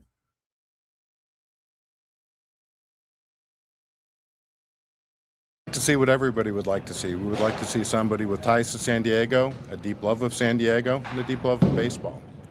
So they can continue doing the work that we do in the community and providing the product on the field that the fans enjoy. Yeah, pretty simple. I mean, that's probably what they're going to look for. Not overly. I don't think they're going to. The thing is, I mentioned this before, in terms of potential candidates of people that can actually afford to buy the Padres, they're probably going to fit that criteria at this point. I mean, it's too much money for them to be. It's different than the other situations that we're having. I think it just shows you how much the Chargers have scarred this city. I really do. Or the Clippers, or the Rockets, I guess, at this point in time. 833-288-0973, 833-288-0973. We'll talk about the Padres roster one more time and get you ready for Aztecs basketball as they're back in first place, tied with Utah State, but still have a couple of challenges in the way before they host the Aggies. We'll talk about it, including their game tonight when we come back on the Braden Surprenant Show, San Diego's #1 sports station, 97.3 The Fan. The Padres are moving from San Diego. Quinn and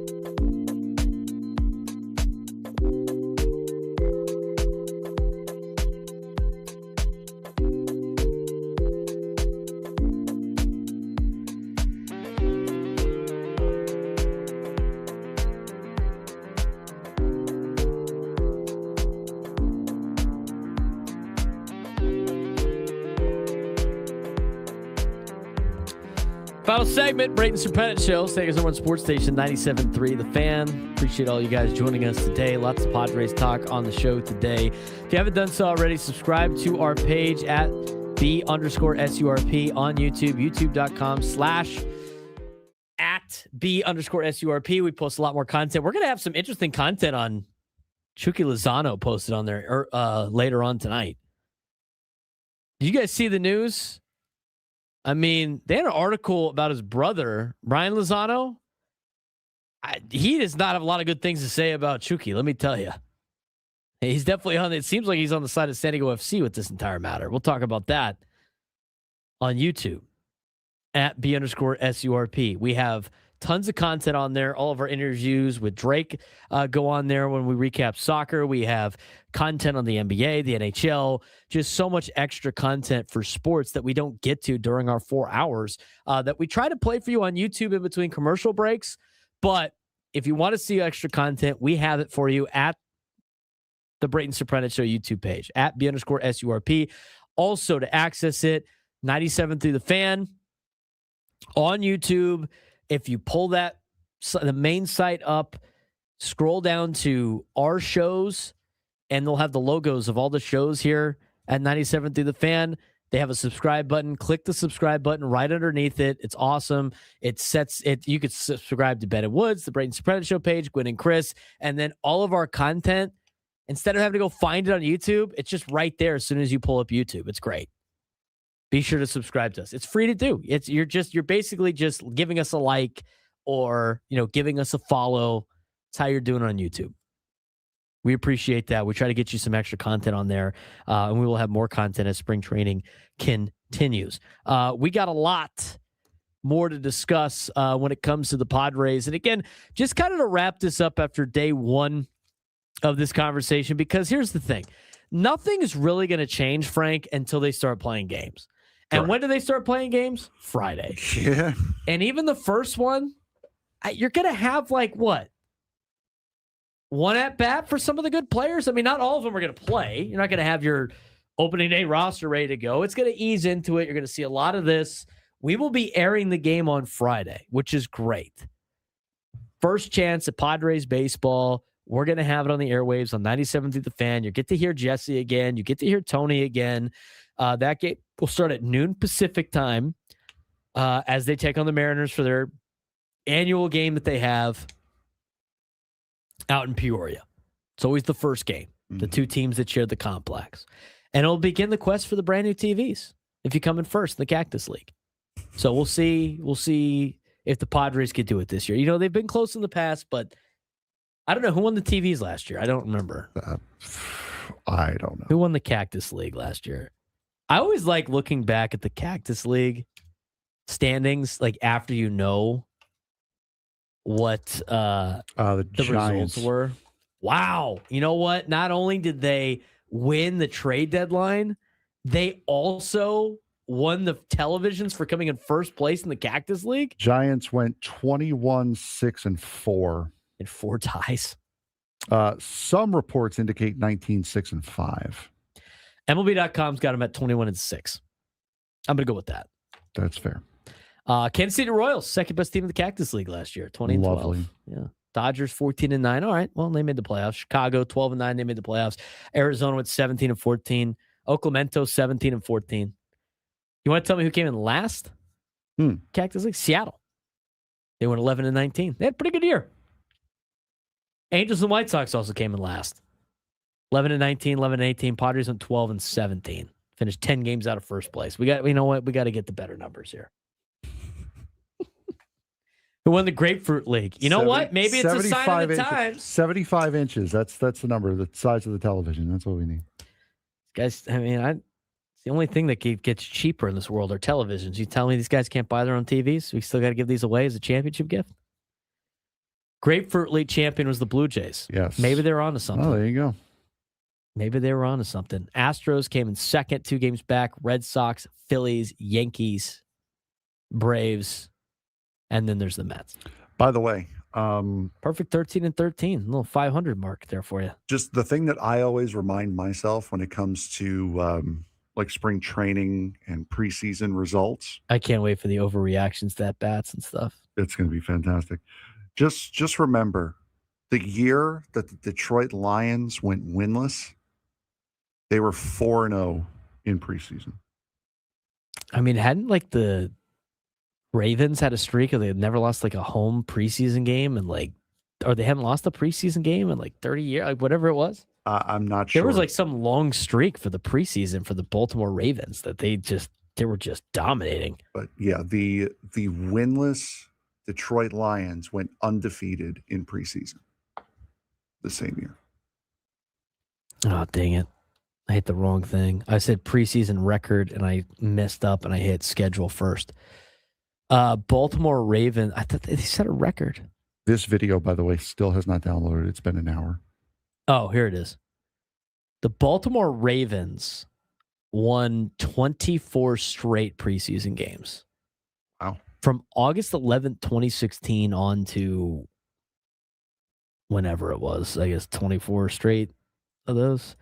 I mean, they posted pictures of every single one with ads. I don't want to click through all of them on the Ravens website, but I'm pretty sure it was just like recently that they lost their first preseason game. I'm pretty sure asking for Go Aztecs. I believe they're doing the same thing they did last year, which is the preseason games were all the spring training games were all on Padres.tv, but only some were going to be broadcasted by us, I think is kind of the deal. Oh, they put out a release on Padres.com where they have the broadcast schedule for spring training. Oh, there you go. And I think they do a lot of the webcasts. Yeah, it's on Padres.com. Yeah, only. Which is free. Yeah, the Ravens won 24 straight preseason games from 2016 to 2023. The last preseason game they won during that stretch, they beat the Eagles in 2023, 20-19.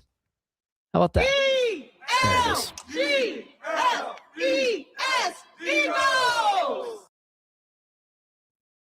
Giants fans will say Harbaugh is a loser if he doesn't go undefeated in the upcoming preseason.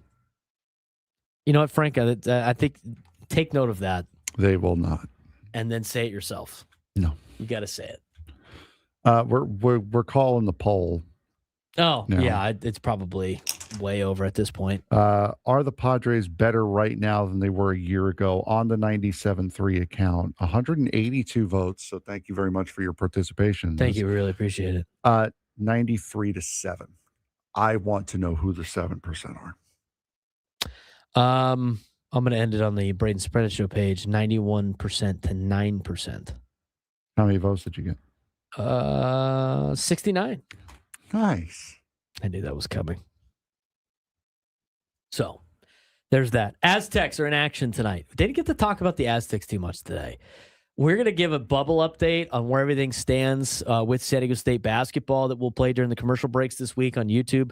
But since we do have a short week, go to the YouTube page, subscribe to the YouTube page, and be able to access all of the content that we put out there on YouTube. We're going to record some of it at the end of the show.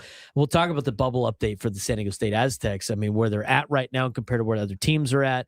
Did you see? I saw this. Do you know there's a website that ranks all the bracketologists?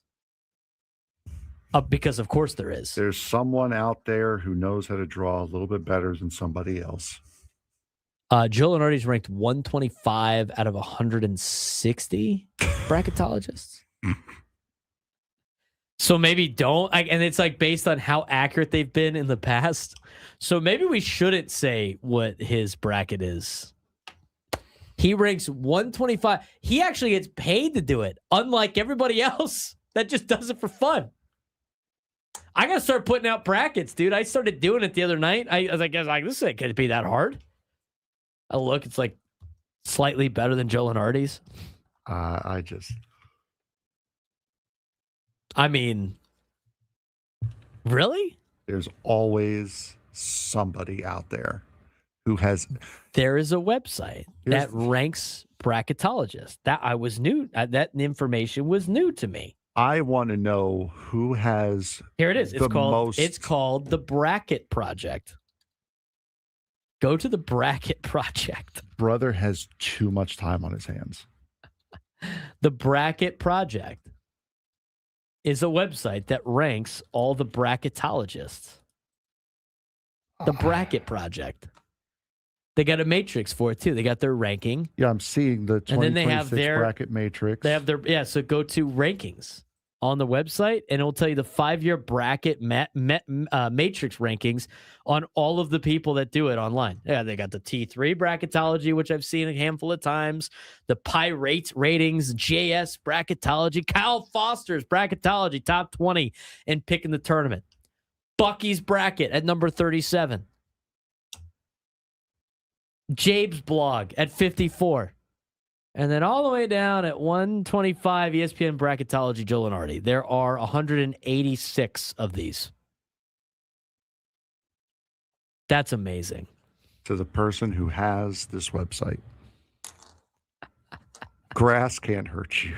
It's crazy that this exists. The sun cannot hurt you. So you know what they do on this website? They make the matrix. They basically take everybody's bracket and do it like an AP poll and then fill it out.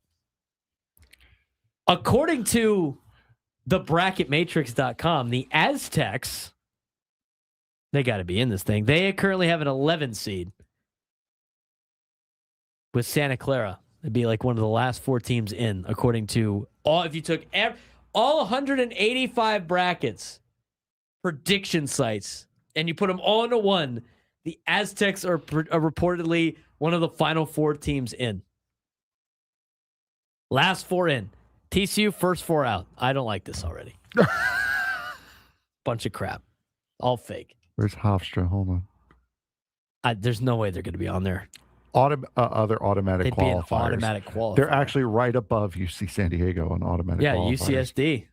Potential automatic qualifier. Hey, listen. Hey, Hofstra got on 3 brackets. Wow. Hofstra got on 3 brackets. Let's go, Pride. See, the thing is like ESPN, like Joe already not being very good at this, according to this website. I mean, whatever. I don't mind Joe Lenardi's brackets. It gives me a general idea. For some reason, ESPN's got the most clout on here for number 1. College Football News. I like them. I like them now. See, this is like going through the AP voters, and you're like, all right, who voted for us and who didn't? When Roto. Reddit posts it, I'm guessing I like Roto now. That's a thing. Hofstra was on 3 brackets. And I like, who else do I like here? There's one more I like now. Frank, I like me. Is that your own? No. The Frank Marchese bracket? Frankatology. No. Frankatology? Is that what it's called? Yes. I'm on the website right now. Oh my God. There's too many of these. There it is. If you can see it, if you can see it on YouTube. There it is. I need Chris Ella's opinion on the bracket matrix. What kind of old man yells at clouds is Chris Ella going to tell me when I tell him there's a website that ranks all the bracketologists in the country? I say doing us train lovers a bad name. Oh my God, dude. That's amazing. I love it. Yeah. TCU's got UCF tonight. I'm going to sweat that one out before I sweat out the Aztec game as they got Grand Canyon. I knew I was going to preview it. We don't have time at this point. Aztecs in action today. Is that the men? So men are waiting for Sweden and Latvia to finish? Yes. Sweden. They're in the second intermission. Sweden right now is a 3-1 lead over Latvia. We will talk about the Aztecs tomorrow after their hopefully victory against Grand Canyon tonight at home at Viejas Arena. We'll keep you posted on what's going on in the Padres land. Stay tuned to our Braden Surprenant Show YouTube page. We'll be posting stuff later tonight for extra content. Gwen and Chris coming up next. San Diego's #1 sports station, 97.3 The Fan.